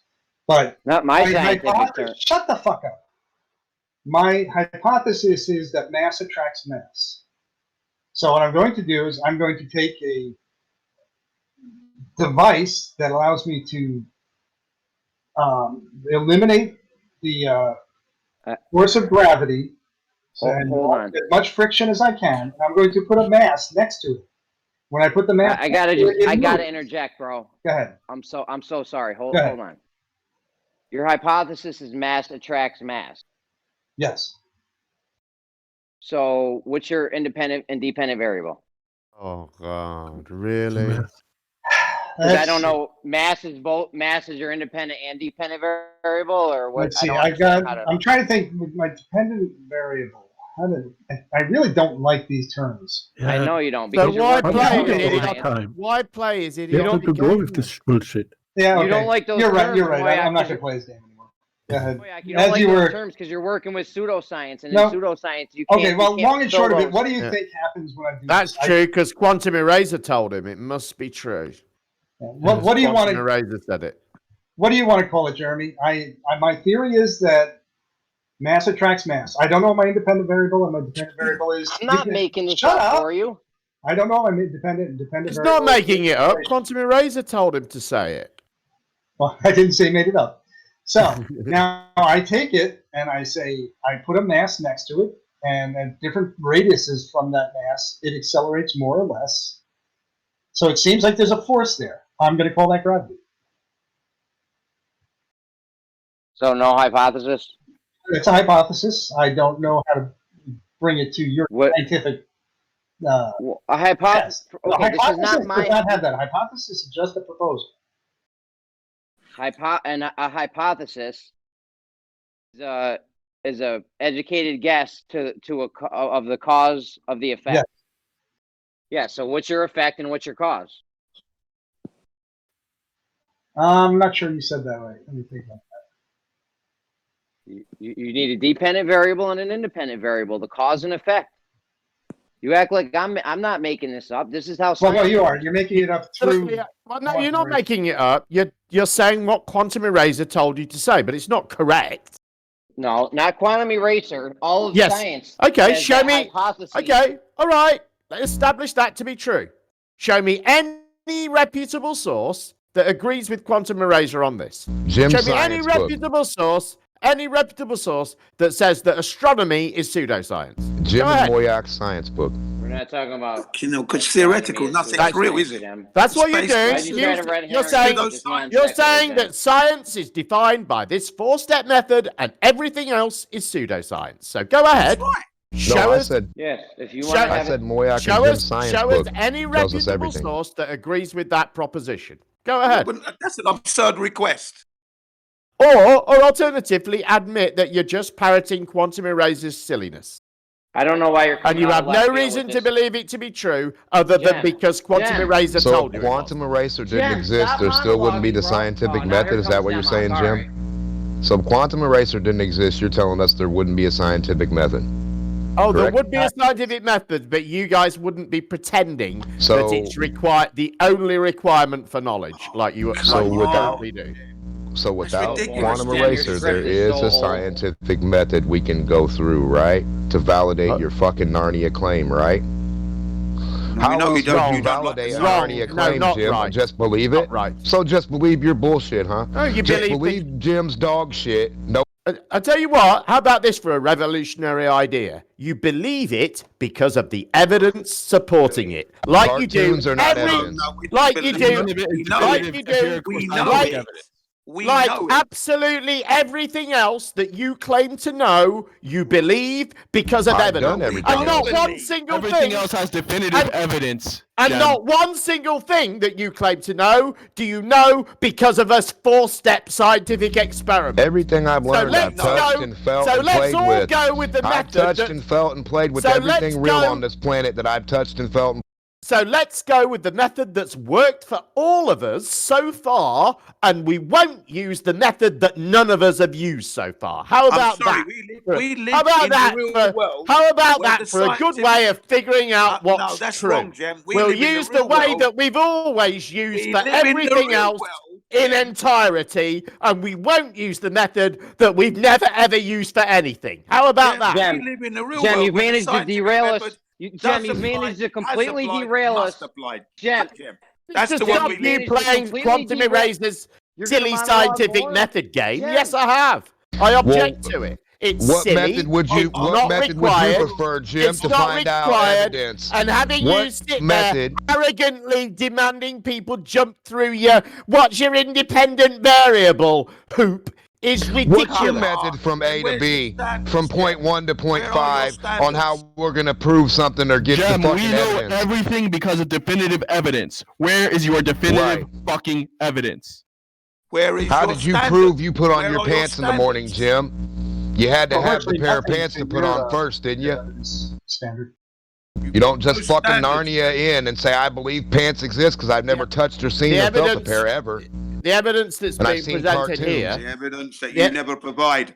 Are you going to let me speak, or are you all just going to speak over me? This is why I'm on. Honestly, I'd rather you didn't speak. Yeah. Well, I don't care what you'd rather. I said, are you going to let me? Pointing out that you're being ignorant and speaking over me. So, yes, I did derail your silly scientific method game, Jeremy, because I think it's silly and it's not required.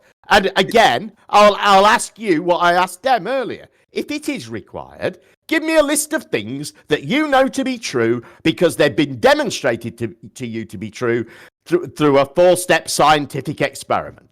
Go ahead. Cooking. How The many second things? law of thermodynamics. Don't tell me about water boiling at 100 degrees centigrade either. Cooking. That's just more You watch shit it that happen in quantum front of you, don't you? That's just more shit that quantum eraser I'm told talking you to say. touchable, real shit, man. I'm a cook. I don't know what the fuck quantum racers up your ass about. But listen. So you're not in this conversation. So can you do that, Jeremy? Can you name anything that science? The things we know due to science would first one would be boiling water. We know that because of science has showed us the cause of the effect. So when did you conduct the boiling water experiment then? I haven't personally done it. Okay, so that doesn't count because that's just something else that quantum eraser told you to say. So do you? That's real science. It's not. I've conducted that experiment. Well, you wouldn't know because you've never done the experiment. But is there anything that quantum eraser hasn't told you to say? Once again, Jeremy. Any thoughts of your own at all, Jeremy? Jeremy, once again. Any thoughts of your own would be really great. If you could manage one thought of your own, what's up that with would these be gobs so fixated with quantum eraser? Well, because I don't know what it is with quantum eraser. We knew a lot of things before. You tell me, why are you all so fixated with quantum eraser? Why do you accept what he tells you to be true? You tell me. Why do you say that? You Why guys do have you got the say that? fixation. Why are you saying that? That is an assumption and slander. No, it's not. It's is. knowledge of how this meme has developed.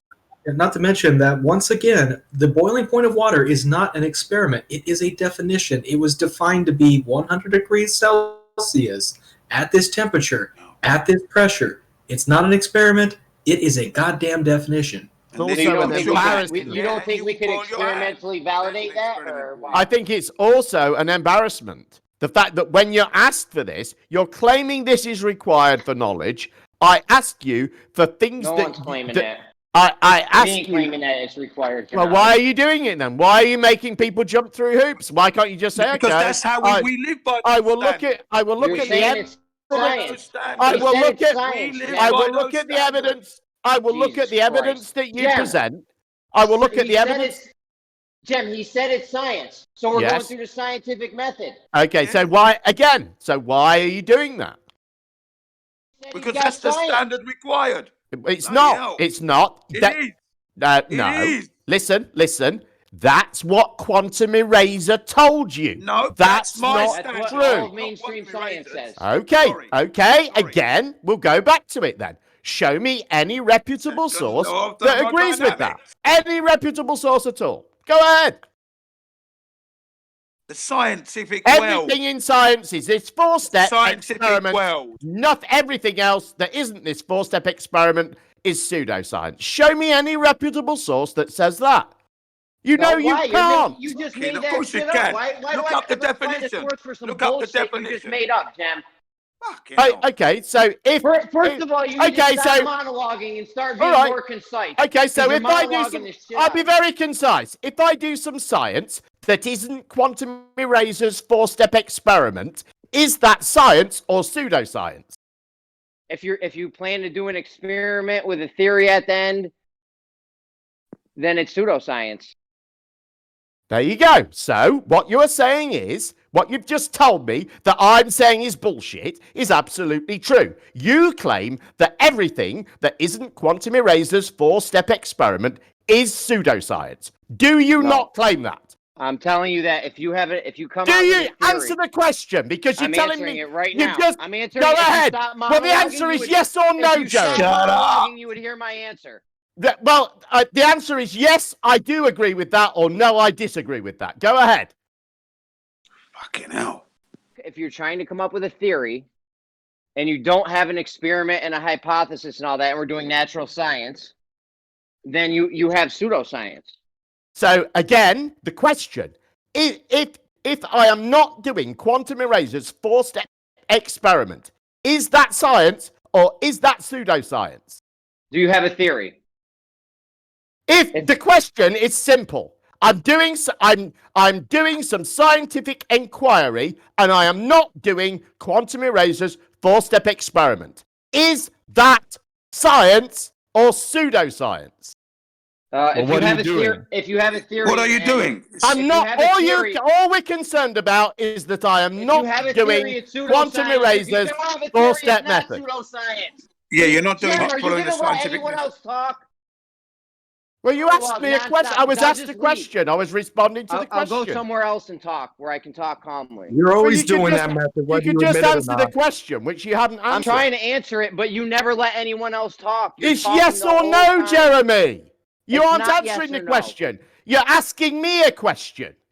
What's We're the gonna answer give to you my the question? asking you a scientific question. method answer. I'm not asking you a question because I want you to stop talking for 5 seconds so I can friggin' respond. Go ahead, Jeremy. Go ahead. If you have a theory at the end, but you didn't follow these steps, you have pseudoscience. If you don't have a theory at the end, then whatever, fine, you can learn things about the natural world without going through these exact steps. You're dodging the goddamn. Now, with this mass attracting mass thing, are you claiming to have a theory at the end of it? No, I'm happy with what you've just told me. And thank you for conceding the point. Now that you've derailed us, let's get back to what me and Moyak were talking Why? about. Why? Because you've just told me. Because you've just told me that we can learn things about the world without going through this 4-step program, right? But if you have a theory at the end, then Doesn't you're doing matter. Doesn't pseudoscience matter. If you didn't follow those steps. Jeremy, take all we're concerned about here is learning something about the world. And we can do that without this 4-step method. So there's absolutely no need for Moyak to jump through any of your silly hoops, is there? You're the man with no standards, so you're going to say I that rest you don't my have any case. standards. Thank you very much. You're the man who says you don't want this to use the scientific method, so you don't have any standards, do you? I haven't said that. I haven't said that. We've got you on record saying that. We've got you on record saying that. Well, again, Jen, we can do the thing where I say something and then you respond by making up something I said and pretending I said it. No, I didn't you say actually that. said that. No, I didn't. You're lying. You're lying. Okay. At no point did I say there is no standard. I have no standard. That is a lie. You made it up. I never said any such thing. You're lying. Stop it. Oh, Jem, this is what you said, right? In our server, you said that the standards we have at the 24-hour Discord server, flat up, you said our standards are too high and we should do away with the scientific method. And then we all started I never said that. That's another lie. No, you haven't. Okay, show me it. Okay, link me to where I say that. Well, Jem, the point is, if you have take a long while because it was last year. Yeah, well, it's a lie.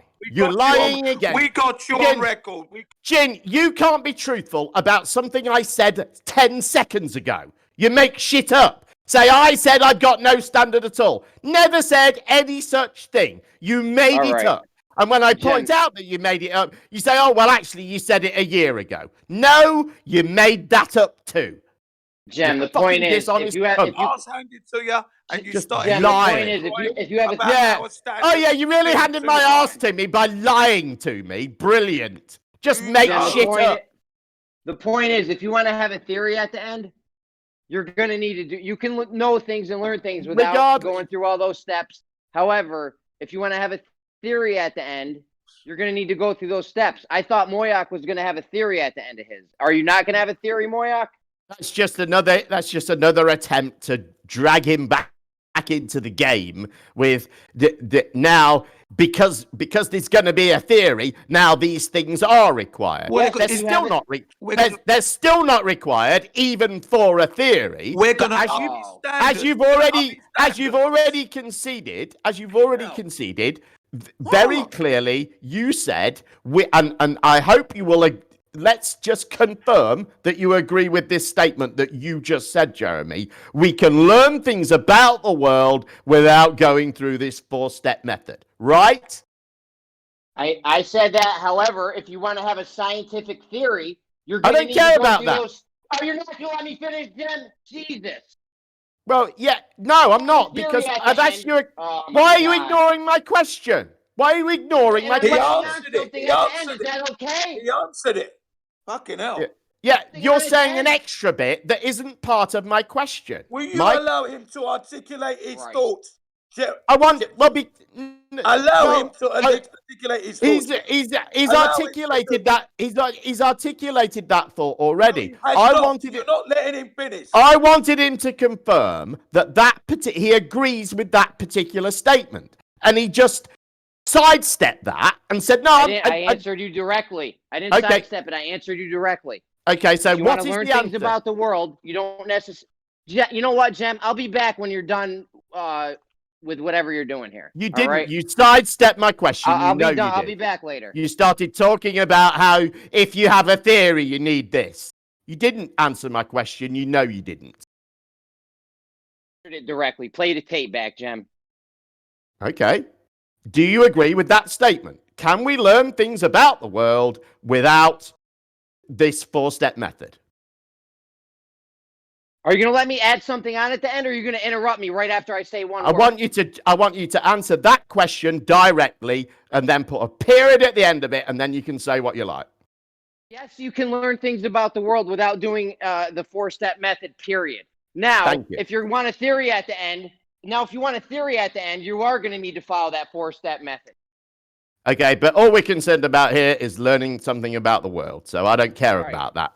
That daft rule that you've just invented that apparently is... Where's that written down? So you admit there's no scientific evidence for the globe model? No, I never said anything even remotely close to that whatsoever. Not even slightly close to that. You're still in the daft quantum eraser. Listen, you're still in the daft scientific evidence. You're still in the daft quantum eraser worldview where you actually think that this is all that science is and everything else is pseudoscience. That isn't true. That's false. Sorry, but it is. Me off, Jem.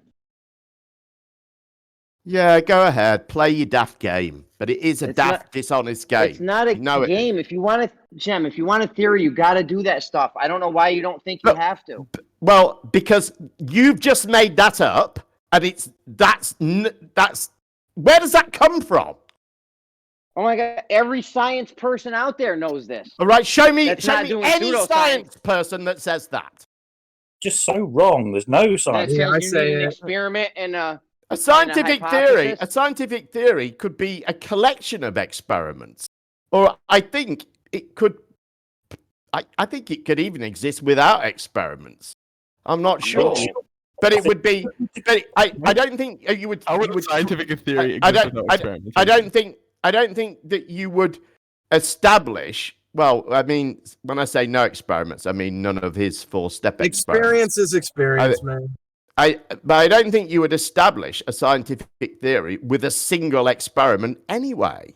Can you think of a theory that is established in that way?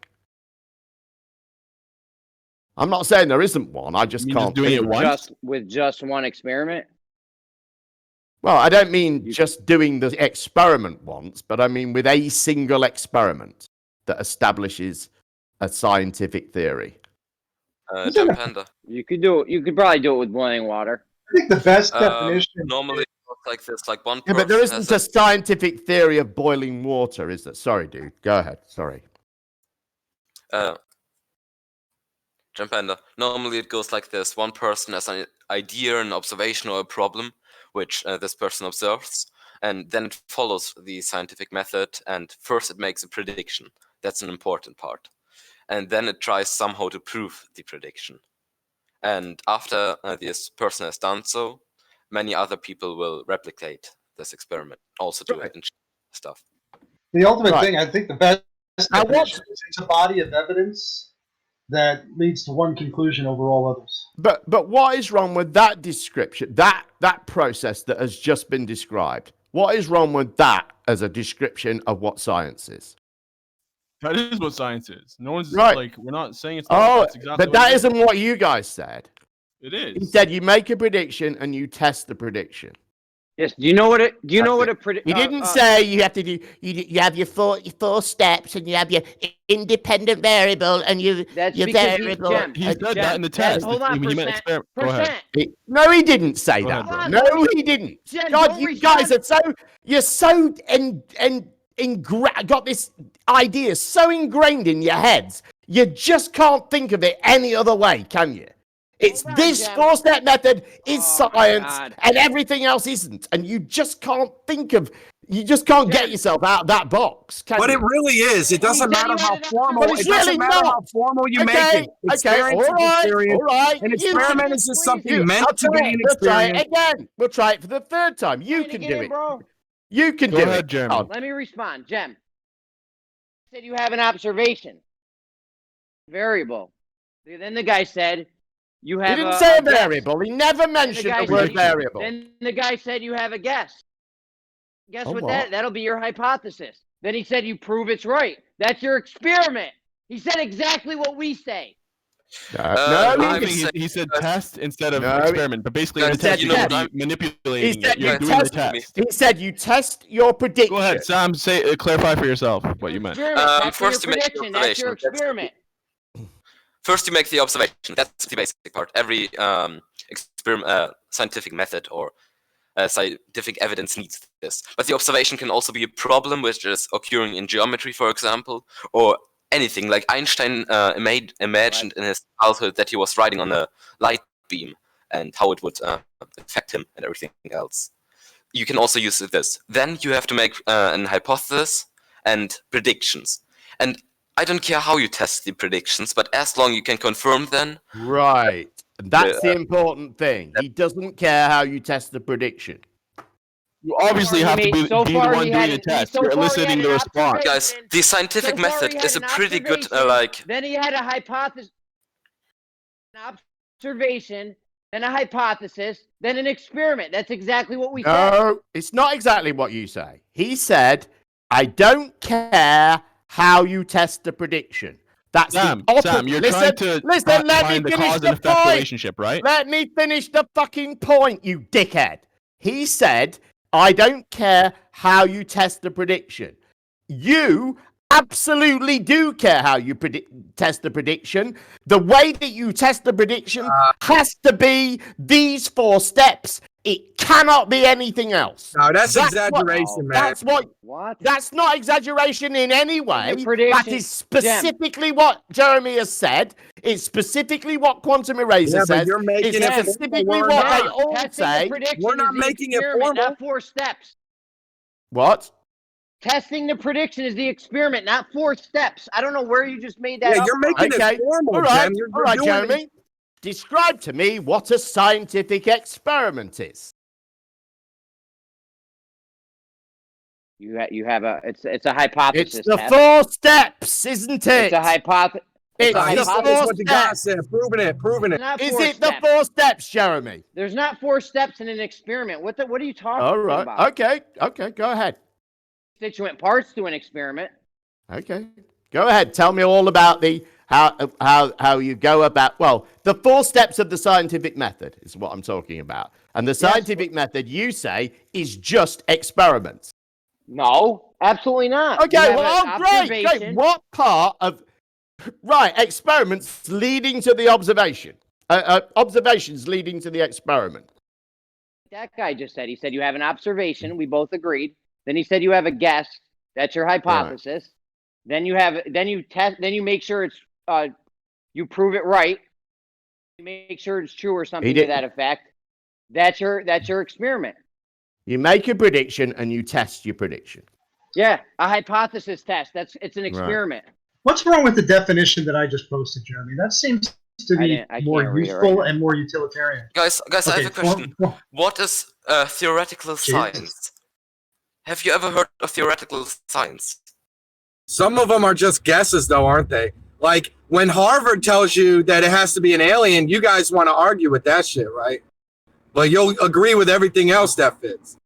All I'm arguing about is that what annoys me is, once again, it's not about what reality has to offer in terms of evidence. It's about what game can I play to make the evidence that reality offers it not valid. And I just think that that's ridiculous. I think you could look honestly, in this case, I think it was the Cavendish experiment. You could look honestly at what happens in that experiment and what that shows. And not just, again, be just trying to get off on some sort of technicality. What's the cause of your effect? What's this? What's that? And just playing the quantum eraser game. You cannot establish, none of you have been able, you keep telling me that this is what science is. You said it, Don, but you won't be able to show me any reputable source that agrees with that proposition either. None of you can. What matters is just Of course you can. exaggeration. No, you can't. That's absurd. Okay, show me any I mean, how many times do I have to fucking say this? Show me any reputable source that says that astronomy is pseudoscience. Go ahead. No, not. Why are you changing? See, that's what I think is Gem. That's what I think. Because that's how this is used. This is what quantum eraser presents. Yes, to highlight the contrast between different. Why are you talking over me, Don? Why are you talking over me? Why are you speaking over me? Why couldn't you wait until I finished before you try and make that for 3 minutes nonstop? No, I haven't. Listen, the point is, you guys are doing pseudoscience. Okay, well, again, show me any reputable source that agrees with that proposition. You can't. Neither can Don, neither can Percent. None of you can. You just keep saying it's true. I can show you where. I can't show you that people that say astronomy is a pseudoscience or whatever that you made up, but I can show you that any reputable source is going to tell you that in order to have a theory, you're going to need an experiment, a hypothesis, and all that. Okay, but you won't find anyone that draws the conclusion that quantum eraser is doing and what you are trying to do, to dismiss things that don't comport with this four-step experiment as pseudoscience. And that's how quantum eraser uses this, to reject astronomy, to reject geology, and to reject paleontology, and to say these things are pseudoscience. So if he's correct, there should be other reputable sources that say that that's true. And if there are no reputable sources that say that that's true, he must be wrong somewhere, mustn't he? No. Yeah, I try to see the middle ground on both sides. So why does no one agree with him if he's Let me explain. If he's Hold correct. on. Before you go on to another monologue, let me explain. Don interrupted me. Now, he's not wrong. Everyone agrees that in order to have a theory, you need to have an experiment, hypothesis, cause and effect. Okay, that's not. Yes, and so how does he? If he's correct, if he's not wrong, and he says that astronomy, geology, and paleontology are pseudoscience, and nobody else says that they're pseudoscience, why? If he's correct, why is nobody else saying that? No one else on Earth. I don't know why.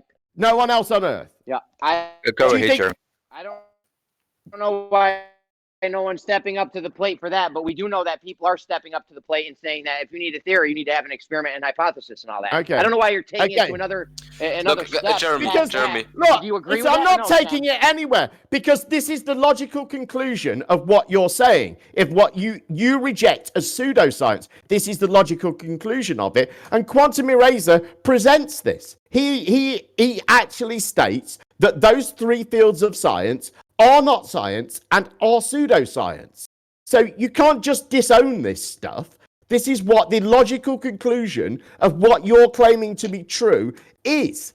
So if you're saying, I mean, again, you just completely sidestepped my question and just said, oh, I don't know why no one else is stepping up to the plate. Really? Do you bother to consider that at all in your reality? This is you're claiming that this is true. This is the way it's done. It's the way that everyone says it's done, but no one reaches the same conclusion that Quantum Eraser does. My explanation for that is Quantum Eraser is fucking wrong. Your explanation for that is, I don't know. Guys, I want to mention that theoretical physics is also a science. For example, there are visual representations of the Schwarzschild wormhole, and wormholes have never been observed, but they are predicted to exist through mathematical models and scientific theories. That's called a science fiction prediction, like a gypsy palm reader. Show me a source for that because it says otherwise here. You know how you call Miss Chloe up and she I don't says, care about you're your going to win a personal lot opinion. of money soon, or you're going to find It's true funny love that you or would- get married. When it's just a possibility that you think they're definitely there. It's hilarious. Jeremy, are you the quote? Okay, will you show me a quote? Because if you have no PhD, no anything, I won't take you serious. Show me any citation. That says what? That says this isn't science. What are they studying about the natural world? Show me. Natural world means not supernatural. Just so you know. Okay, what are they fine? What are they studying in the natural world? Wormholes. That they've never seen before and aren't even sure if they exist. They haven't observed it. We don't need to observe And they're stuff not even to sure make if they a scientific exist, but experiment. this is science. We don't need So to if I observe start studying- anything. We just studying need a unicorns- problem. A problem is If I totally start- enough to make a scientific method. Okay, if I So start please. studying... Christ, go ahead. Go ahead, get it all out. No, you can talk. Okay, so if I start studying unicorns and the theory on how much they poop and stuff, this is you're good with this science? Even though we've never seen a unicorn? If you can make predictions and... Sure, one day we'll find a Of unicorn, course. just like you guys. One day we'll find a wormhole, one day we'll find a unicorn. Yeah, now you need to prove your predictions and somehow make them real. Did Make they them make the real, that wormhole sounds thing real? Did they make the wormhole thing real? The wormhole exists through mathematical models, and it's enough. So no, they And didn't make scientific it real. theories. They didn't How make the about- wormhole real. But they exist. Electromagnetism, Jeremy. Why you got How this about- double what was standard your for my theory on unicorns that? up You against can't your? fuck Why do you it. have this double standard? See it. Why do you have this It's double the black standard? hole. Isn't black holes why a do good you have this example? double Aren't black holes a good standard? example of this? Aren't black holes a good Right. example of this? All right, you know what? Never Are mind, guys. black holes a good Again, example? Jeremy, why don't you ever take up Fine. a position I'll of bow out. honesty? You guys can have a circle No one jerk. ever You claims guys that can have a unicorns circle exist. jerk. Go ahead. And if you want to make an accurate analogy, why don't you talk about electromagnetism or magnetism? I'll just in bow general, out so you something guys that can have a isn't circle jerk. tangible, That's but fine. that we know exists. Just like wormholes aren't tangible, but we know they exist. Is that too much for you, Jeremy? Would you rather talk about unicorns? Black holes were once theoretical. They were then debated wildly. They were then discovered. Certain candidates were maybe proposed. Further research was done, and now we have a photograph made up of data captured from a huge array of earthbound and spacebound sensors. There you go, from theory, from pure maths and pure conjecture to a real photograph. I think it's just a photograph of the blunt of Snoop Dogg. Fake. Big pardon? What? Sorry, did you get a photograph of his wormhole? His theoretical wormhole? Yeah, we got it. You did? It's not theoretical anymore. Not at all. Where's We it? have a Where's your photograph. wormhole? We have a photograph of it. Of what? A wormhole? Yeah, not wormhole. I mean, we were black hole, talking sorry. about wormholes. I thought we were talking about black holes. No, we were talking sorry. about wormholes. Your theoretical science of wormholes. Oh god damn it! Remember, He just explained the whole point. We had no photographs of black holes. Still, we had the mathematical. Why are you changing it to mathematical black models holes, bro? and We're on everything. wormholes. Why are It's you an changing example. it? Like Why are you we had changing no it? evidence, no real evidence of black hole. We just had mathematical models. Oh my god! So now, no right. more wormholes. No wormholes. Now we're on the black hole. We have mathematical models. Can we and talk about the scientific wormholes? Or theories did you which not prove wanna... it, which So you confirm don't want it. to talk about the wormholes? We just can't take 'Cause photographs my of unicorn, wormholes. my unicorn shit killed you on your wormholes. Jesus Christ, Jeremy. Why don't you go talk to yourself in the corner? Jeremy, what didn't you understand about the example with the black hole? He explained it just. No, forget the black hole. We had no Let's idea talk... about. Listen, forget the black hole. We're talking about wormholes. Yeah, we have no photographs yet. It's not possible for us to make one yet. Wormholes. This is science to you, but you No, don't know if it even theoretical exists. physics is science. Yes, and it's confirmed here. And okay, unless you show me something else which says otherwise, I won't care about your personal opinion. All right, theoretical. This is theoretical physics. You said. Yeah. And this is science. You think? So we got this wormhole science that they don't know if they even exist, but it's somehow science. Of course it is. Theoretical science. Okay, right. Well, I think unicorns exist, so I now have unicorn science, just like your wormhole science.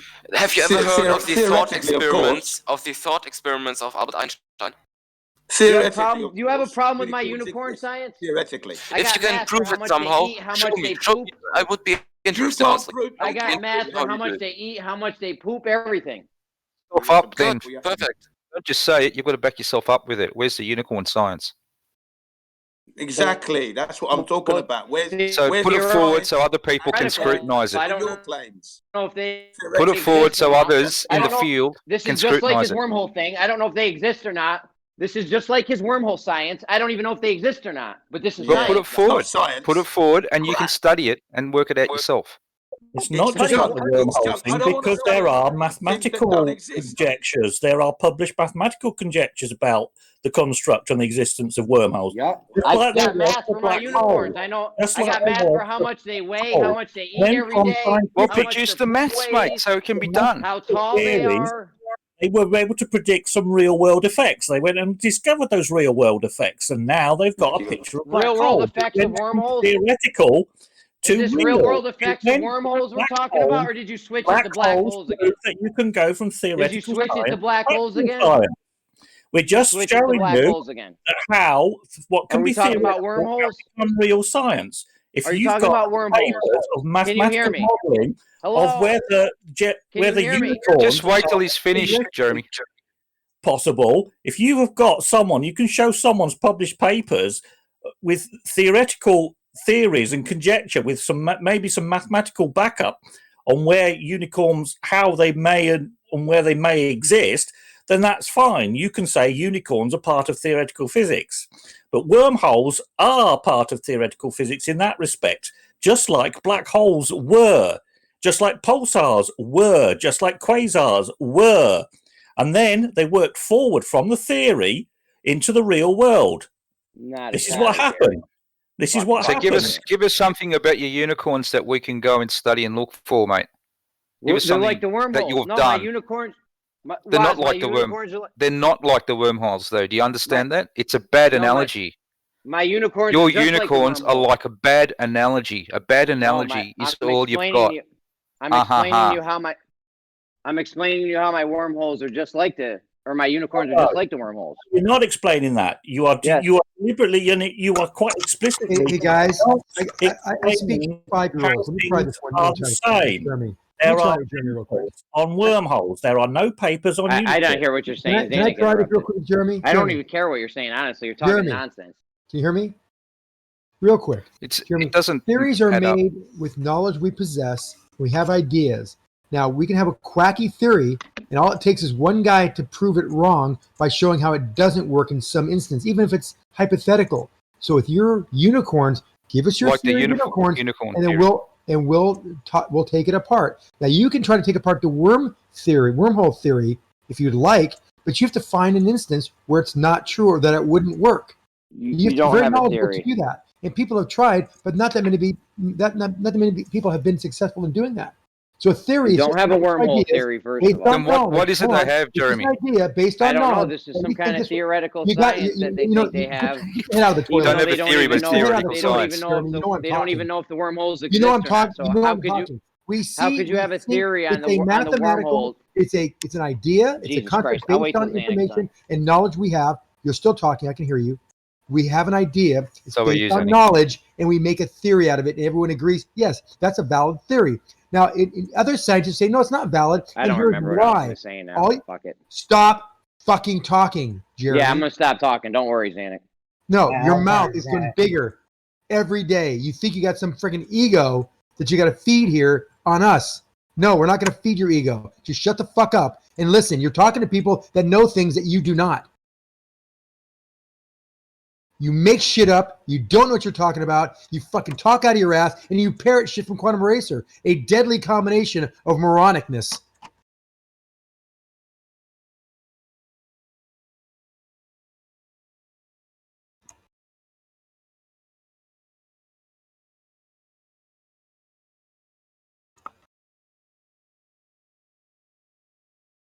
Says Zanuck, Mr. Lord Moronic himself. Yeah, right. We don't parrot. Jim, back that up for a second. You can spew, but can you back it up?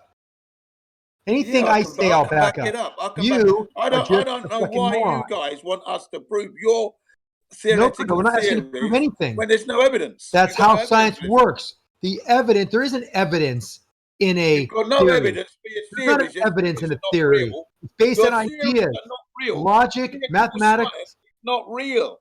Not a real thing. It's not supposed to be real. It's a theory. It's a waste of time. It's an understanding But of how it's not things promoted might as work. that. You've got these black Now, holes. when you talk about a law, that is different. What are A these law, things? that's what Black holes and differentiates. wormholes. Jin, your fucking What mouth are is they? out of control. It's What like evidence of a theory do you need, Jin? coming Jin, out your mouth. Jin, what evidence of a theory do you need, mate? Look, you guys Simple are going question. on that black holes exist and wormholes exist. That's what you're saying. There's no evidence for that. That's what you're saying. How do you It's know? supposed to be a theory, isn't it? Now it's How real. do you know there's no evidence? How do you know there's no evidence? What do you know about the theory of black holes and wormholes? Yeah, nothing. So shut up and sit down. Shut up. You shut You're up. talking. You're talking in an area you have no idea of, mate. You're better off not talking about it, mate. You're better off not talking about it. You're better off to shut up and sit down. You're better off Why don't you shutting just your sit mouth. down and tell me to shut up? you Aussie git. Sit down and tell me to shut up. Come on. Shut up, you Aussie mug. And There then you go. Thank I'll you. Were you provide- sitting down when you said that? Were you sitting down when you said that? Shut up, you Aussie mug. Did you? Were you sitting down when you said that? Shut You up, goose. you Aussie mug. That's all you got, mate. Shut up, you Aussie mug. And provide stuff that you speak about. Back up your claims. But you can't. Yeah, back up your claims. Come on, that's what I asked you. Back up your claims. You don't know anything about wormholes Your wormholes or black holes, and you want to tell us they're wrong. And your Come on, mate. nostril Come on, mate. What I the don't hell are you know talking what about? Crap. Country Theoretical boy him science. as educated. A lot of crap. You've fallen It's off your pseudoscience. motorcycle and bumped your head again. Oh yeah, right. You wish. Right. It You is wish. right. You But what wish. other explanation do you have for your idiocracy? What other reason would you be this stupid if not falling off your bicycle and bumping your head? You should have worn a thicker helmet. Listen to the lunatic speak, who thinks the Earth is a spinning ball in space. What a lunatic! You still haven't given me a And if you reason ask for them why to you're this present dumb. Gravity, they can't. You ask them to present the Shall we curvature, they shall can't. we form a You ask them for hypothesis? evidence of the spin, they can't. And you My got the gall to hypothesis talk is you about fell off your idiocy. bicycle You and lunatic! bumped your head. Shut up! You're a lemon. He was. You're This a- you're has been always enough for walking. hours, You're a man. Robin. You're gonna die. Has it? I've just got No, up about an hour I ago. think that actually it's the most compelling evidence is the way that he speaks shows that he might have fallen off a motorcycle. Hey, Mac, I blame you, man. I blame you. Wormhole back holes. For what? Panty You keep talking to Jeremy and it led onto this road. And I blame Chemo too. No, we were all calm, having a fine conversation, and then Jem came in whiling. I kind of Well, blame Chemo. I posted the hypothesis or the steps for Kevin. It's an experiment. Jeremy, you know, Quantum Eraser got his malarkey from the University of Rochester. You guys love QE. You Hey? guys love QE more than flat earthers do. No, I'm just letting you know because you seem to be going along the line of what he's talking about. I'm just letting you know where he got it from. I'm talking about the same thing the Glober was talking about, who said you need to have an observation, then a guess, then a test. Isn't the best, Jeremy? Isn't the best definition of science to be, or scientific theory to be, a body of evidence that's in keeping with one answer over all others? What did you say? Scientific theory is a body of evidence that leads to one conclusion over all others. It sounds like the best. Yes. Do you know where the evidence comes from? A myriad of sources. The evidence in a theory, the evidence comes from the experiments. Yeah. So is this a natural theory science? Is an idea. Is this a natural theory science? is an idea, isn't it? A theory, isn't it? Not an idea. Nope. The idea of experiments is to get data. It's an You can get data from other things like observations. You can get data from statistics. You do not have to restrict yourself to an experiment. A theory is a explanation for an observed phenomenon. And is not the end of the process. It is never the end of it. It's never the final chapter. It's never the end of the book. It's always open to be added to, modified, or even completely refuted and started again. Hey, Mike, you remember how we went down this road? Never. This is the first time. Remember Kimo came in talking about measurements and stuff, then somehow it went down this path? No. This is the first time I've ever heard it. I got the blue screen of death that all flat earthers experience every day. Sweet. Hi, I'm Tom. We'll just do this experiment and end this whole thing once and for all. We won't have to worry about, if it ends up being a globe, I'll give you guys all your bullshit, pseudoscience, maybe, whatever. What experiment, mate? Oh, you didn't hear Waz? No. Just stretching the spring We got it locked up. Waz, we got it locked up, bro. We got something. Fucking awesome. Damn it, Waz. Why? Waz, we got the one. You guys talk about this shit when I'm asleep and I miss out. This is like, well, I know you think nothing happens when you sleep, but things still happen. I try to sleep as little as possible, just so I don't miss out. But sometimes it gets the better of me. Waz, we got the one thing, the one measurement we can do here. This is going to be it. Have you got a truncated short version of it? Or do you have to go into a long-winded explanation? It has to do with pulling a line tight, measuring up and down forces. It's kind of in depth. I didn't even get it the first time I heard it. I was like, that ain't gonna do nothing. I didn't even think it would work, but after hearing it and looking at this diagram, this is definitive. This would be definitive right here. I think everyone here agreed. But when are you going to do it? Oh, well, first of all, who's going to do it? Well, we got one guy in Australia that's going to do it. Who's that? I would let you help, but we don't want any Glober sabotaging us. So you want to keep it as biased? You want to keep it as biased as possible? For the first one. No, there's no way to be biased. It's definitive. Well, then why don't you want Globers helping? I don't want any sabotage happening. Sabotage. It's definitive. Then why don't you have people on both sides doing it? How do we know you won't sabotage it? You guys can do it on your own after if you want. I don't care what you do after on your own, or we can mix it up after. I want this done once with just flat earthers. It's definitive. It's definitive if you have magic materials. If you have magic tools. So is that it? What is it? What Dr. Virus has posted in chat? Is that a? Yes, essentially. A visual of Does it? It have the hump, and then the flat one underneath. I can't look right now. I would like to point out. All right. Flat so Earth. it's got a 10. It's got a 10-kilometer span and This can be sticks at scaled. 1 meter. 1 Yeah. meter sticks at either side. Yeah, it can be scaled smaller. Right. Falls apart, and where I think it falls. Yeah, when you pull the line. The sag of the line is just gonna fuck everything up. It's I think we 590 can do it. feet of Anyways, sag. if we can do it, it's over. So it's basically saying if you pull the line tight between the two posts, the line won't come out of the water. No, that's on ground. That's on level ground. This is on ground? Yeah, it's on level ground. All level. Zero elevation. Salt flats. 1 foot elevation, the whole thing. Nothing Or says you zero. can do it in water. Say it's zero. Jeremy, right? What'd you say, Moya? Nothing says you couldn't do it on water because water is the flattest surface you can want. How long's the Sure, line then going you to got be, Jeremy? The line's going to be anywhere from 2 to 5 miles. We'll have to play with it a little bit. Wow. And how tight do you want to pull this line? Just tight enough to where you can measure an upward or downward force on any of points B through F. Any up force. So you have to any pull it- upward force. Go ahead. You have to pull it tight enough so there's no sag? No. You have to pull it tight enough until you register either an upward or downward force at any of the points.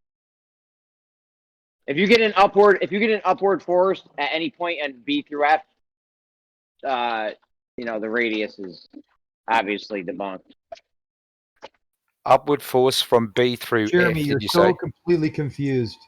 I thought you You get understood it, the other thing, and now you're showing how stupid I'll you have really to hang on, Zanik, hang on. I'll have to see what you mean, mate. Is if you've got, I know you can't do it now, but if you can at least point me in a direction of where you've got all this labelled. You're talking about B through F, did you say?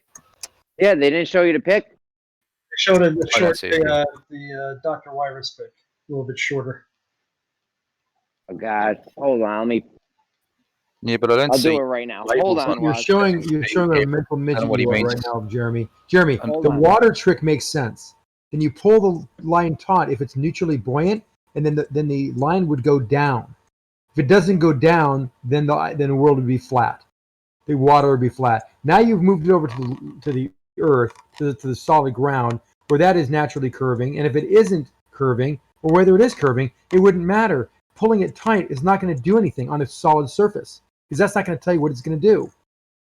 All right, I put it in the debate chat box. Waz Zanik doesn't know what the fuck he's talking You're about. As freaking per crazy. usual. More along the lines of lunacy right now. You can't I'm even not seeing think it, Jeremy. coherently. You're just not thinking this through. Hang on, Zadik. I'm not seeing it, Jeremy. It's loading up. Hold on, I'm in a weird spot. It's loading up. Oh, okay.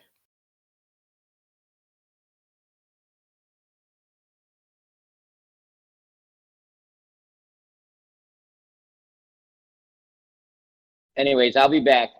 Guys. All right. Don't hurry back on our account. Do Well, I'm over sure that. you will be. Why don't you go do some over homework that before you come picture back and get your this story is- straight. That's your demise right there. That photo. Yeah, I ran some quick numbers on it, and for a 25,000 foot run, you dangle that string, it's going to have a 590 foot sag. So most of the line will be laying on the ground for the whole test. I don't know whether, I've been trying to figure out whether you get any lift on it. I don't think so, since it's laying on the ground. That's the picture. Yep. I got about 10,000 pounds of force on that string to be able to lift it off. So if you got a string that can withstand 10,000 pounds, I'd like to see it, Jeremy. Actually, 10,000 pounds didn't even get close because it weighs about 43 pounds. Right. It depends on the line. I'm using something like spider silk. I used 1,000-pound tests, so I used real line, and it's 43 pounds per nautical mile. And so I converted that over, and then I did the SAG calculation on like 0.0007 pounds per foot. There you go. And then I decided that I'm starting to grow on the idea of doing it in the water. I think that actually might work, because I assumed a buoyancy that was 1,000th the weight of the line. Or just have a neutrally buoyant line. Well, Yeah, but floating. neutral buoyancy is going to have some error in its neutral buoyancy. Right, yeah, but just So enough I to choose work. 1,000th of the weight of the line. And then that gave me a 1-inch error bar that I could work with. And then, so over a mile, that would give me I'd have a 2-inch margin to work with, and I had a 1-inch error bar.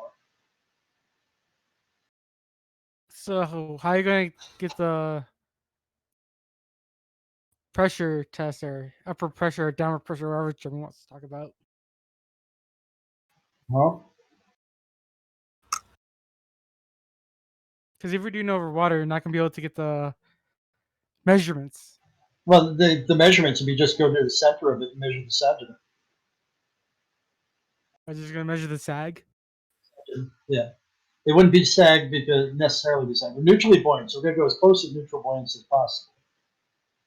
Then you yank it tight, about 1,000 pounds. That gives you about, assuming 1,000th of a pound of either floaty or sinky. I still have 2 inches of sag to deal with, and I've only got an inch of error to deal with, for sinky or floaty. So how high off the ground are you guys going to pull it? That would be that. In the case of the water one, you actually put it right below the surface. Oh, below the surface? Yeah, that works the best. And you want to even be below it with the whole line, so you don't have to pull surface tension out of it. This sounds so complicated and overcomplicated. I don't know. That one's pretty easy. All you need is a relatively calm body of water. I prefer a ditch. And a mile or two of fishing line. A couple of winches. I don't think I'm fully understanding this picture that he's posted. I can explain, I think. Where's your question? Can I just sum up how I understand it, and you can tell me where I'm wrong or where I don't understand it? The way I see it is that what he's saying is if you pull the line tight, if the line tenses up, then the earth is flat, or if otherwise, if there's sag, it's a curve. Well, if the line on a flat Earth model, if you tension it up, it should relieve weight off of the string. So measuring points all along it, you would measure it and see if the string got lighter. And on a globe Earth, you should see an increase in pressure on the surface of the Earth with your scale. Right. So you got to measure the. How are you going to measure that? I don't know. They say a scale. So whatever method, put it on a fish scale, put it on a cocaine scale, and then when you pull it tight, if the scale goes up, then it's pulling down onto the surface of the Earth, trying to get to the cord. And if it gets lighter, then the Earth is flat because it's trying to lift off the scale.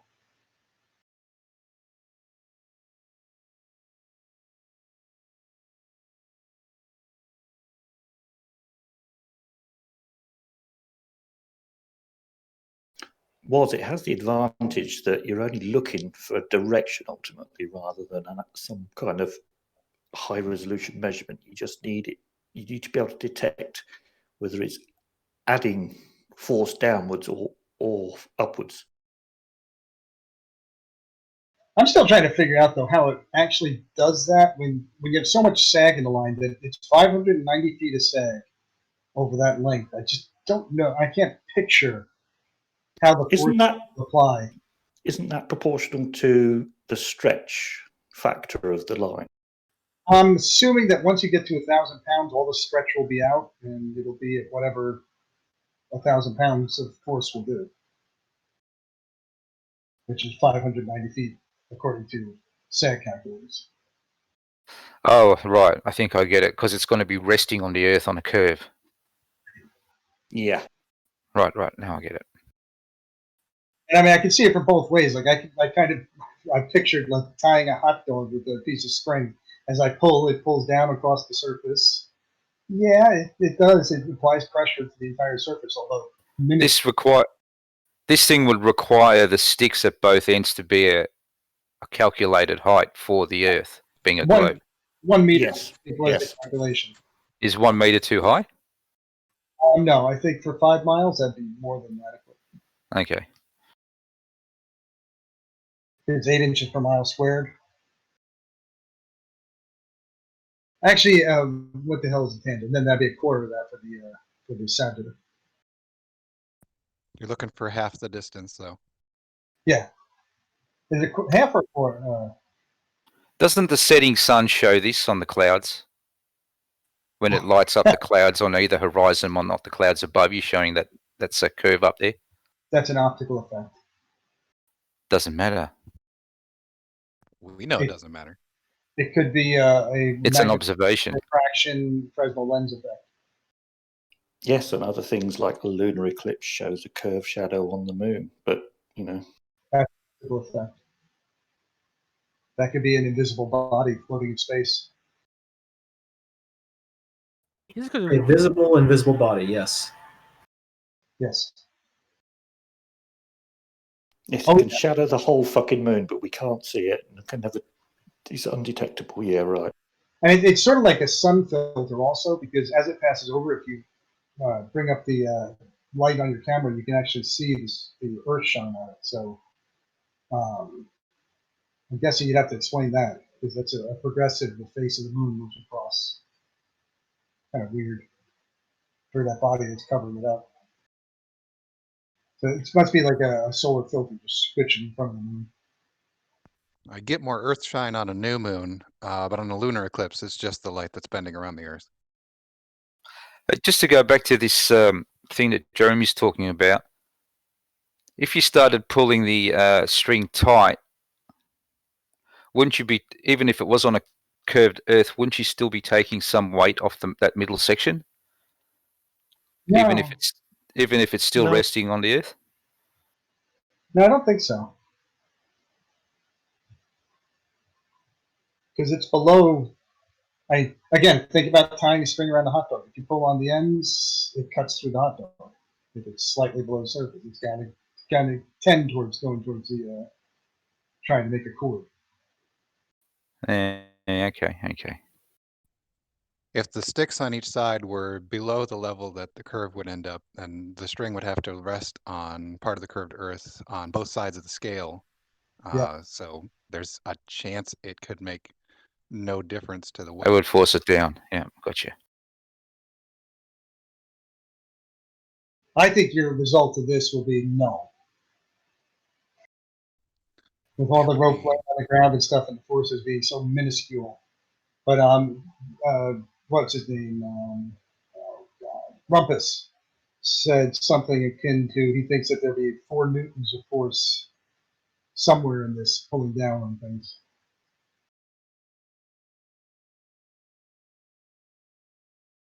And I know not to poo-poo him at first blush.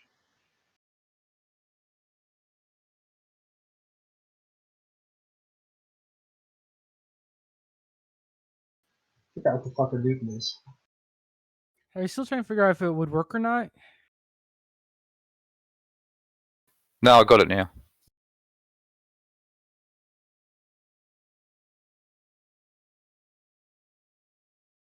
So, Mark, do you think this test would work? I mean, the key is the height of the sticks on either end. I think that in water it might have a snowball's chance. Like this, I think it's going to be exceedingly difficult to measure. I think there's too many variables. I think regardless of the outcome, which is going to wind up with a null, they're going to sit here and say, you know what, we just didn't do it right. No, nothing definitive. It doesn't look definitive at all.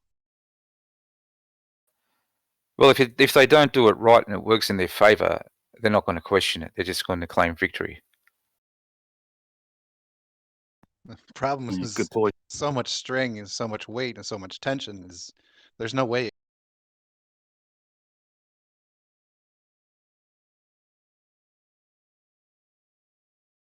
Like I said, I think there's too many variables. Moyok, here's an idea. If the center point was supported by something like a spring balance, would that halve the issues of the sag? Is the sag involved a square law relationship? No, I had to go to a SAG calculator to even do it. I'm not a mathematician guy.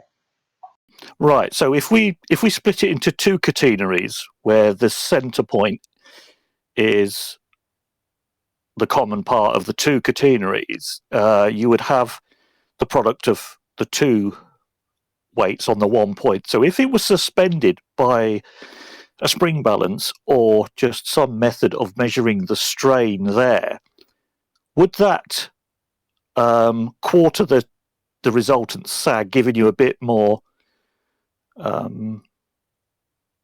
sort of margin for error?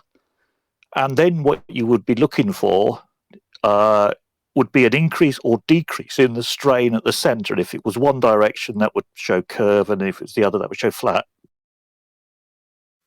I think there might be something to that, but that also just, as you were saying it, I was trying to think of what complications that causes. And like, if you pull to one side or the other, that's going to throw your scale off. I don't know how you apply the force in such a way as not to cause your test errors.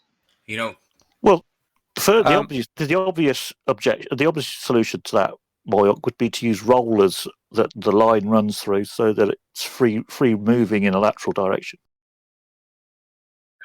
I when thinking about it earlier, we talked about it, and there was the way in which you can measure it if it were a sphere, but it wouldn't be conclusive if it was a flat Earth.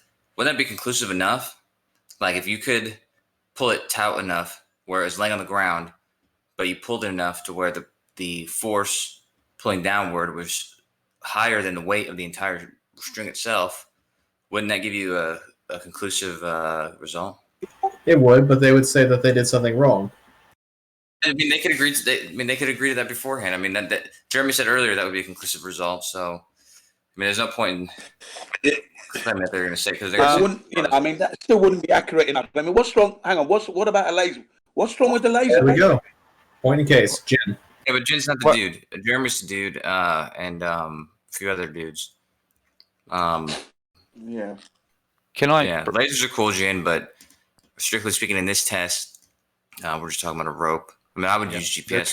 Yeah, but it wouldn't be good enough. I mean, any engineer will tell you that there's going to be some flex problem over a given length. You know, you can't do it, can you? It's too much. Yeah, that doesn't make sense. Really. That doesn't make sense. If you had a hanging scale. What are you talking about? If you had a hanging scale that was on the ground, you put the string along the ground, and you'd have to make some kind of line along the like a cord, so there's some room for it to hang even lower, even. So you'd have some way for it to, like, when you pulled it tight, it was able to pull downward as it moved downward. But regardless, get it talked. Are you talking about? Yeah. Hold on, Jen. Jen, hold on. So yeah, it'd be taught exactly, and as you pulled that string, there's no reason for it to register more weight on the scale than the weight of the string itself. But if you were pulling it, you'd be increasing the force, and so the only explanation there would be that you are actually pulling it down below the surface. But as you said, you're not going to count it. So can I? I've noticed something in Jeremy's post that doesn't seem right to me, and I just want to read this out to see if someone else can make sense of it. So this is the picture that Jeremy posted, the handwritten one, and the first asterisk says raising point A and G to 2 meters would zero out the forces and further confirm the curvature. Wouldn't raising those anchor points be a problem? I thought you want to pull it tight rather than raise the two ends. You're raising the two ends so that it will create a difference in the center. Like it's supposed to be pulling up in the center. Yeah, but he's got the two ends at 1 meter high. Hang on, he's got Hang on, he's got the two ends at 1 meter high, and then he's saying raising them to 2 meters would zero out the forces. Am I missing something there? Am I misunderstanding something there? That just makes a bigger difference in the distance to the ground. So, like, if the sagitta is supposed to be like a kilometer, if it's a kilometer and the sagitta is supposed to be 2 centimeters, then technically they should be 2 meters high, and the center part should be 2 meters or 2 centimeters below that. So I mean, I guess it just makes a bigger difference between the ground and where the sagitta is supposed to be. The chord line. Yeah, if you raise the supports too far, you will lose all the deflection for the conformation of the curved surface. Yeah, that's what kind of I was thinking too. Yeah, it would be, but are they? Yeah, are they thinking in terms of the strain would still affect the line in the middle, and it would still therefore register an increased force, even though some of it would be running along the ground. It depends on where the scale's registering at. I suppose the problem with any part of it that's on the ground is that if you could measure the total length that was in contact with the ground, that would be one, but then that's fucking impossible. You know what I was thinking though is, what if you did the forced line thing mixed with it? It's easier if you just think of it this way. I think this is what he's trying to say. If you had scales along the way, and if it was round and you put tension on it, you put pressure on the middle scale. If it was flat, it would lighten the middle scale. That's it. It's that simple. He's making it. You're arguing. No, but he's talking about raising the poles. We all know what's going on in the test. We've been talking all day. But I'm saying, you know, I was thinking about it. You could just do a forced line test, like in the water, and you can measure the downward pull by that hanging scale. Yeah, I still think that the water solution is better because you are, depending on how well you do it, you do zero out the effect of gravity, and it's just the response to the shapes. And either way, I mean, like, you know, you can make it so the pull on it is going to make a much bigger force than the weight could possibly give. Yes.